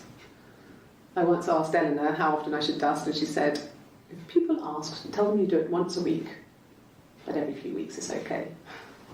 I think she was just trying to make me feel better. I mean, when I was there, she was hoovering every day, ran an ordered house. You know how that generation is, putting on a brave front. She has secret stashes of cigarettes. Doug doesn't even know she smokes. When I was there, I saw her. She has these sort of porcelain vases, ornamental, next to the Reader's Digest books. Cigarettes inside. And she still has them. I mean, last time I was there, I looked in a vase. There was a fresh pack. I mean, all those years of marriage, and she still has a secret like that.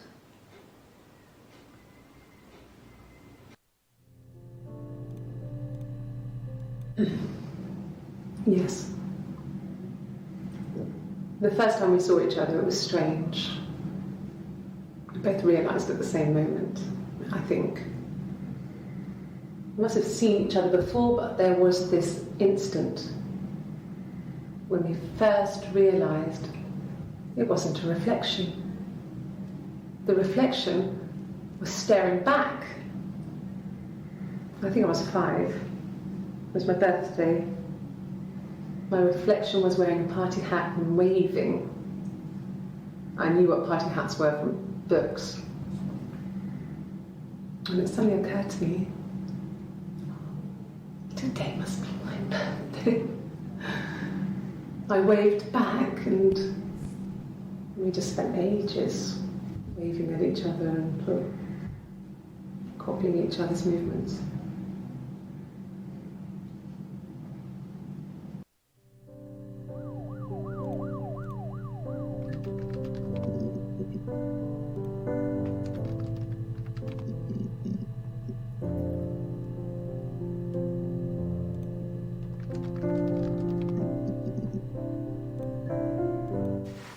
Silverleaf? No. He normally silvers them properly. This mirror, it's supposed to look antique. The reflection isn't as good. It's the perfect mirror for someone who doesn't like to look at their own reflection.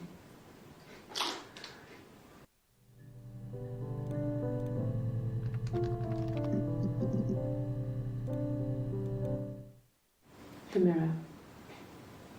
I can't remember. I put it somewhere safe. Upstairs, I think. I haven't looked at it since.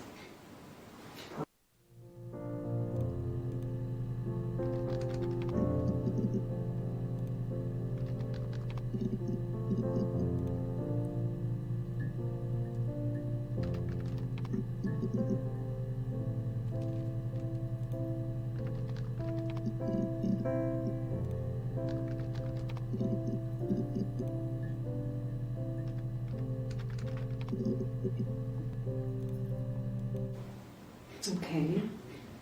Sounds weird. I'm not great at making up stories.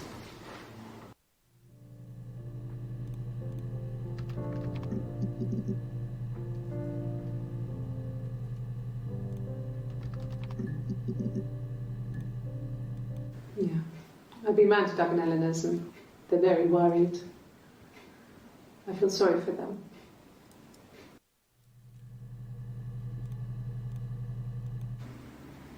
Yeah. 1984 was an awful year in the end.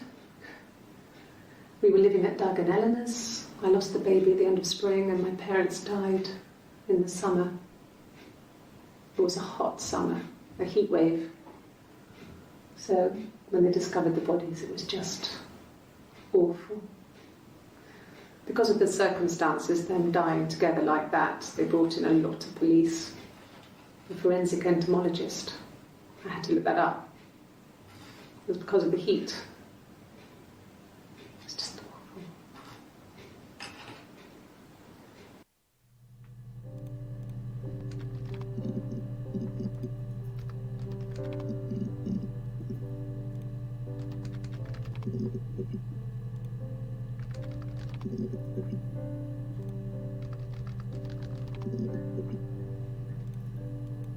Childhood sweethearts. Something like that. Are you married, detective?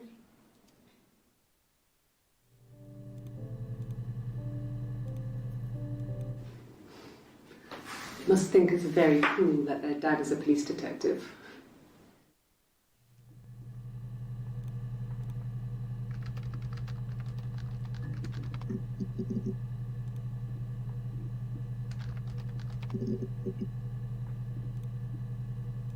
Yes. I speak with Eleanor at least once a day. Not that there's anything much to say. It's more just...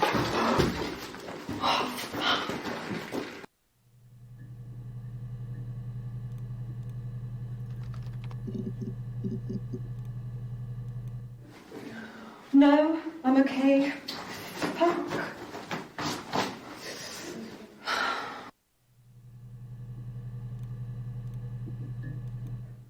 Are you arresting me? No. Fuck off. Open this door.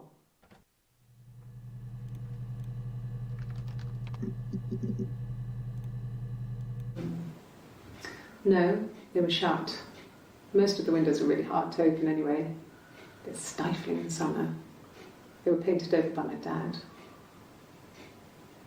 Could have left a door open accidentally. Or there's a cat flap in the back door.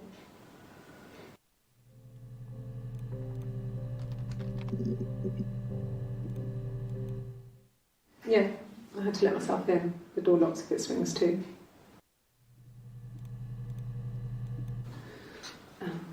I sleep on the right side of the bed as you come in from the door.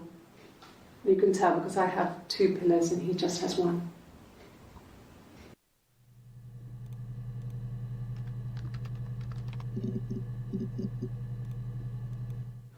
Like I said, I think I was popping out to get something, ran out of something, had to grab something. I sometimes drive too fast. If you want, you can arrest me for that.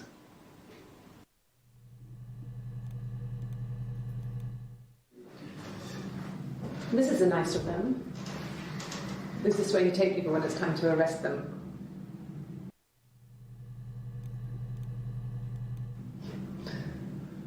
Can you arrest someone who doesn't exist?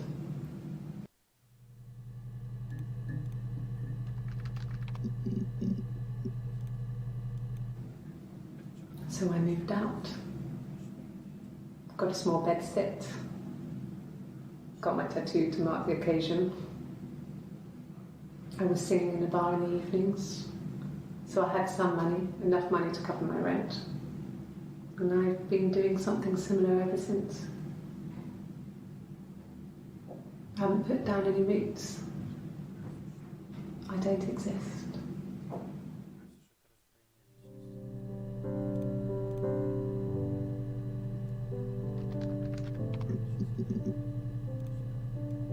Sure, I think.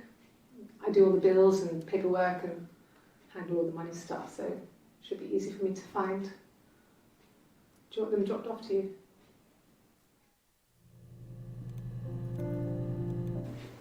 If you put me on You've Been Framed, I want the money.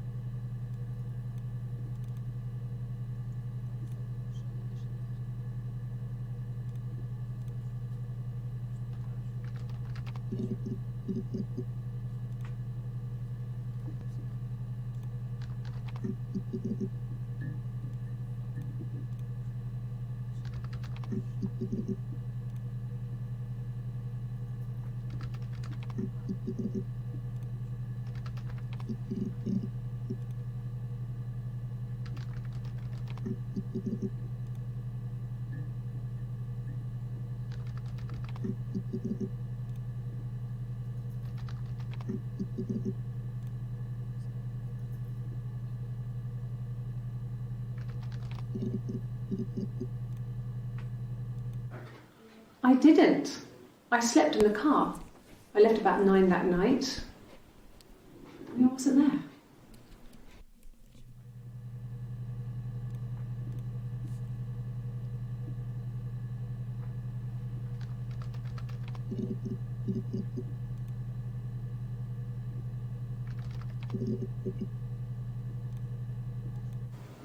Okay. There's a girl and she's staring out of the window. She's sad. She's trapped. She's here. She's looking out the window because her mother won't let her out.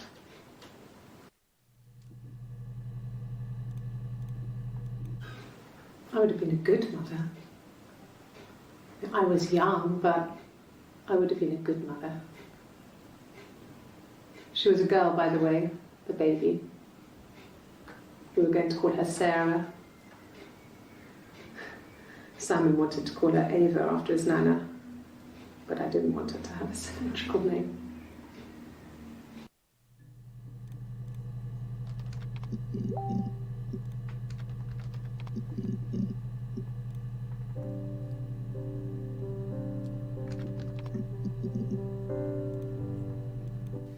I mean, what if they were crazy? You hear about these crazy people all the time. I mean, why would anyone who knew Simon want to kill him?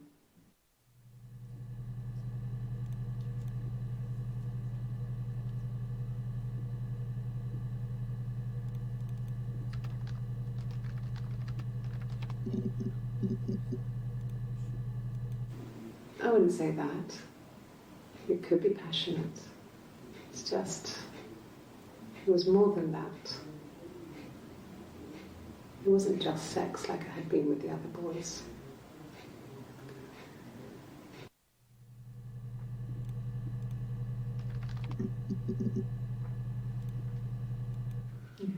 Thanks. Please find Simon.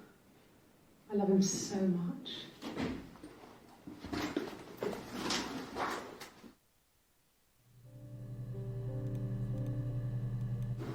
No. I mean, everyone loves Simon. He was so nice to everyone. He loves me.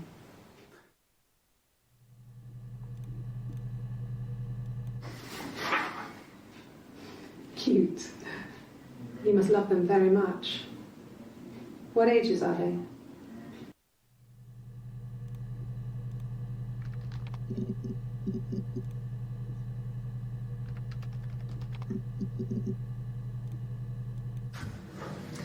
When we weren't together, we'd send secret messages by tapping out a code that we'd learned from a book, the knock code. Something prisoners of war would use. We'd tap them out on radiator pipes or the attic floor.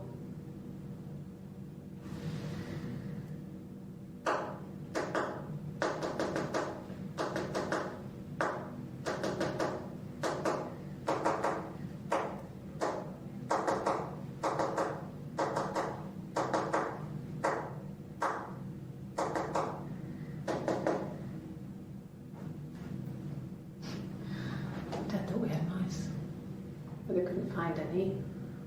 Bought a cat anyway.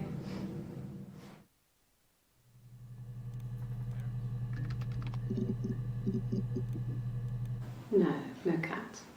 My parents had a cat before they died called Domino. It was this little black thing with white dots. And we never did anything about the cat flap, but if you were thin, you could maybe squeeze through it.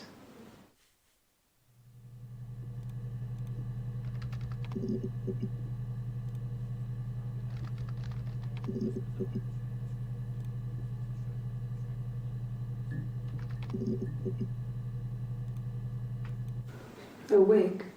You mean, what type of wig?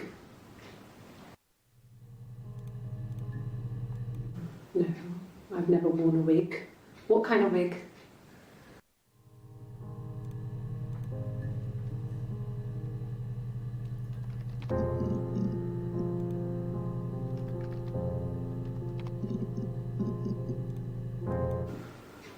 In the bedroom?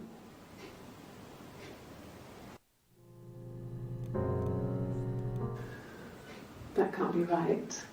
In the bedroom.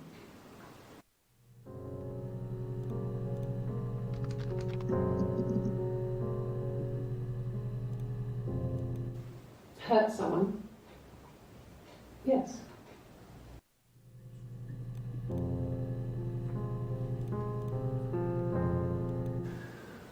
That can't be right. In the bedroom.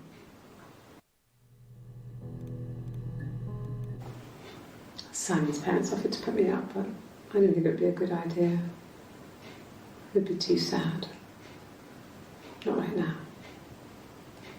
I'm staying at a friend's.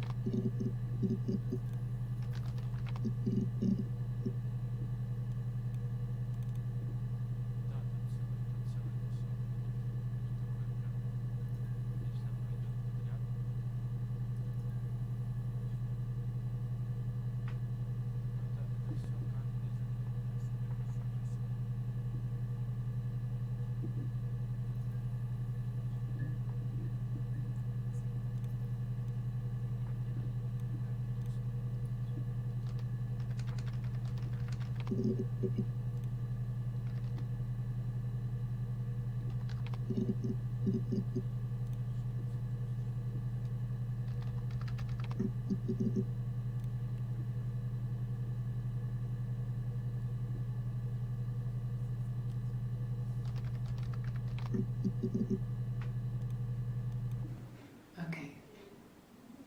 So you want to eliminate me as a suspect?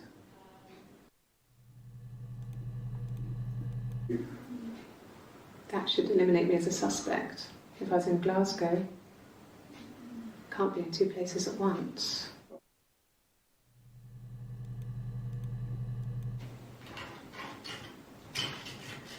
This is the third day running you've called me in. I speak to Doug and Eleanor every day. And they say you've been asking a lot of questions about me. Should I be worried? Am I a suspect?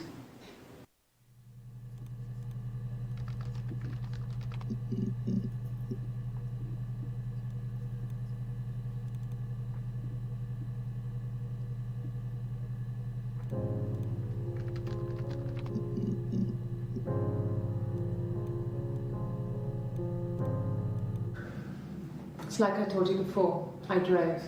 I took the car and drove. I don't have my own car, but I have a spare set of keys. I just drove north. I wanted to think, put some space between me and them. Everything I told you before is true. I stopped at Glasgow. I was tired, exhausted. I pulled out and I hit a car. My car was okay, but I was worried about the baby, so I went to A&E to get the okay. Everything was fine. Slept in the car. When I woke, I tried to call Hannah from a payphone. She wasn't answering. And then I decided to drive back. I had decided that she was more important to me than Simon.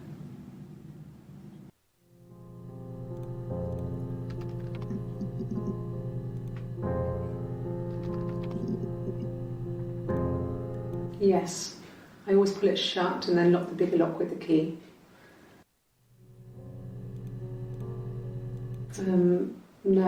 No, I don't think it was. I turned the key, but it was already unlocked.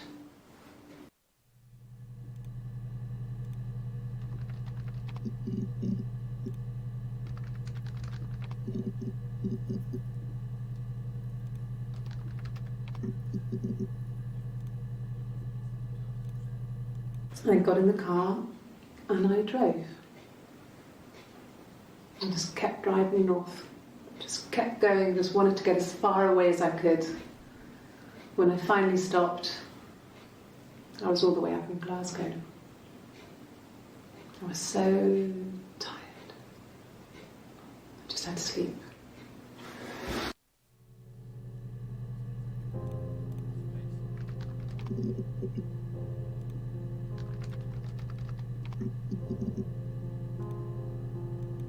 Yes.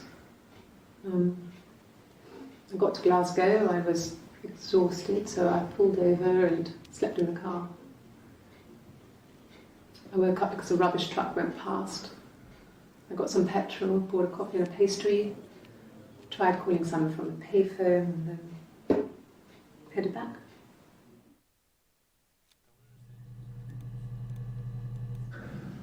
It's like I told you before, I drove. I took the car and drove. I don't have my own car, but I have a spare set of keys. I just drove north. I wanted to think, put some space between me and them. Everything I told you before is true. I stopped at Glasgow. I was tired, exhausted. I pulled out and I hit a car. My car was okay, but I was worried about the baby, so I went to A&E to get the okay. Everything was fine. Slept in the car. When I woke, I tried to call Hannah from a payphone. She wasn't answering. And then I decided to drive back. I had decided that she was more important to me than Simon.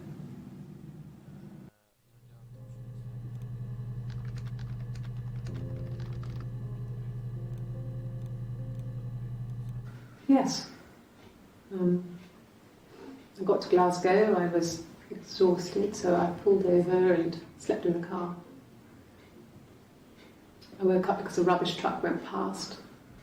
I got some petrol, bought a coffee and a pastry, tried calling someone from the payphone, and then headed back.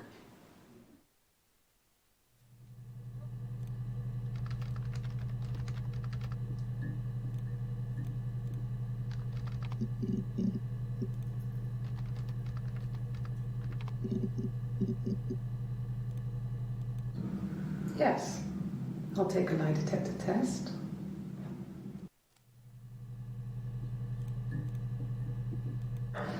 I've never taken a lie detector test before. Does it really work?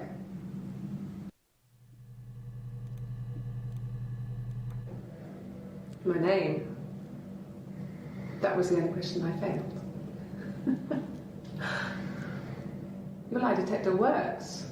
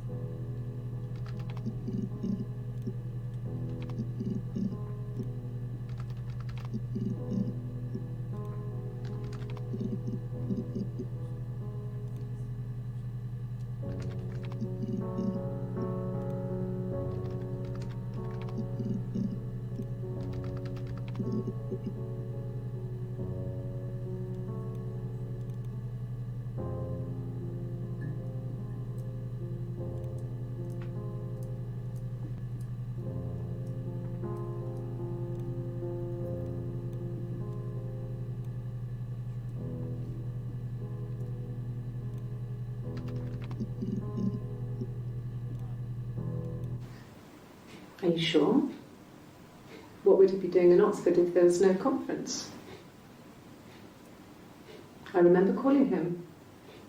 He said it was boring and he spent most of the time at the bar.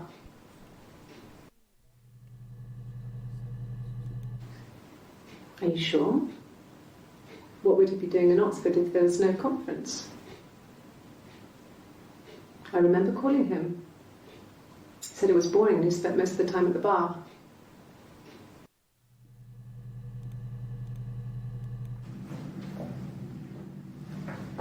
He saw me singing one of my shows. Pure chance. Not sure I remember what he was even doing there. Afterwards, I had a drink at the bar and he came over and we got talking. I knew who he was. Obviously I knew who he was, but he didn't know who I was. He was fascinated by the likeness. He guessed my name from my tattoo. Told me it was a palindrome, like that would impress me. I enjoyed talking to him. It was amazing to be able to sit and interact and talk to him after all this time. He didn't tell me he was married. I'm not sure what he was thinking. He later told me it was like he was dreaming. A waking dream.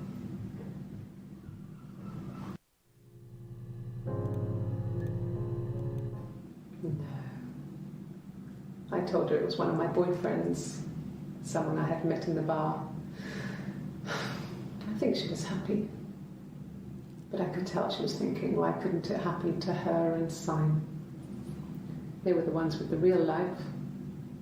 Why not them?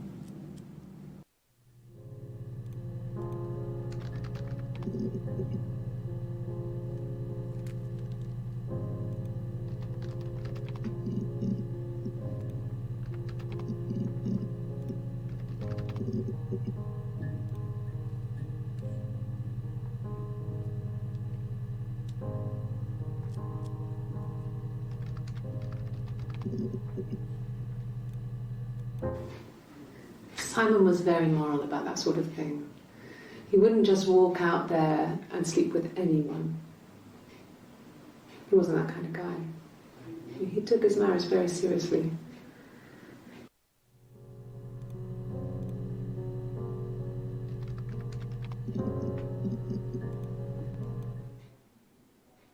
A long time. We got married when I was 17.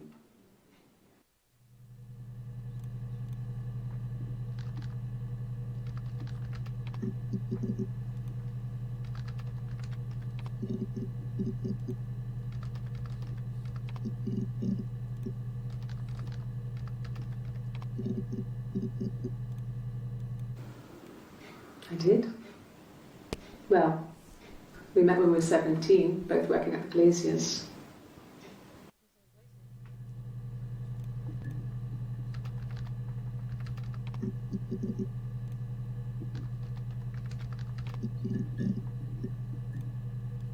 A mobile phone?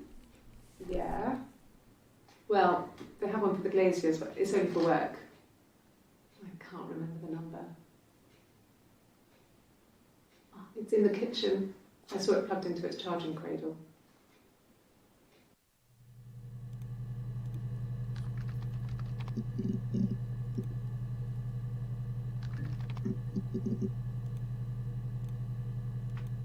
No.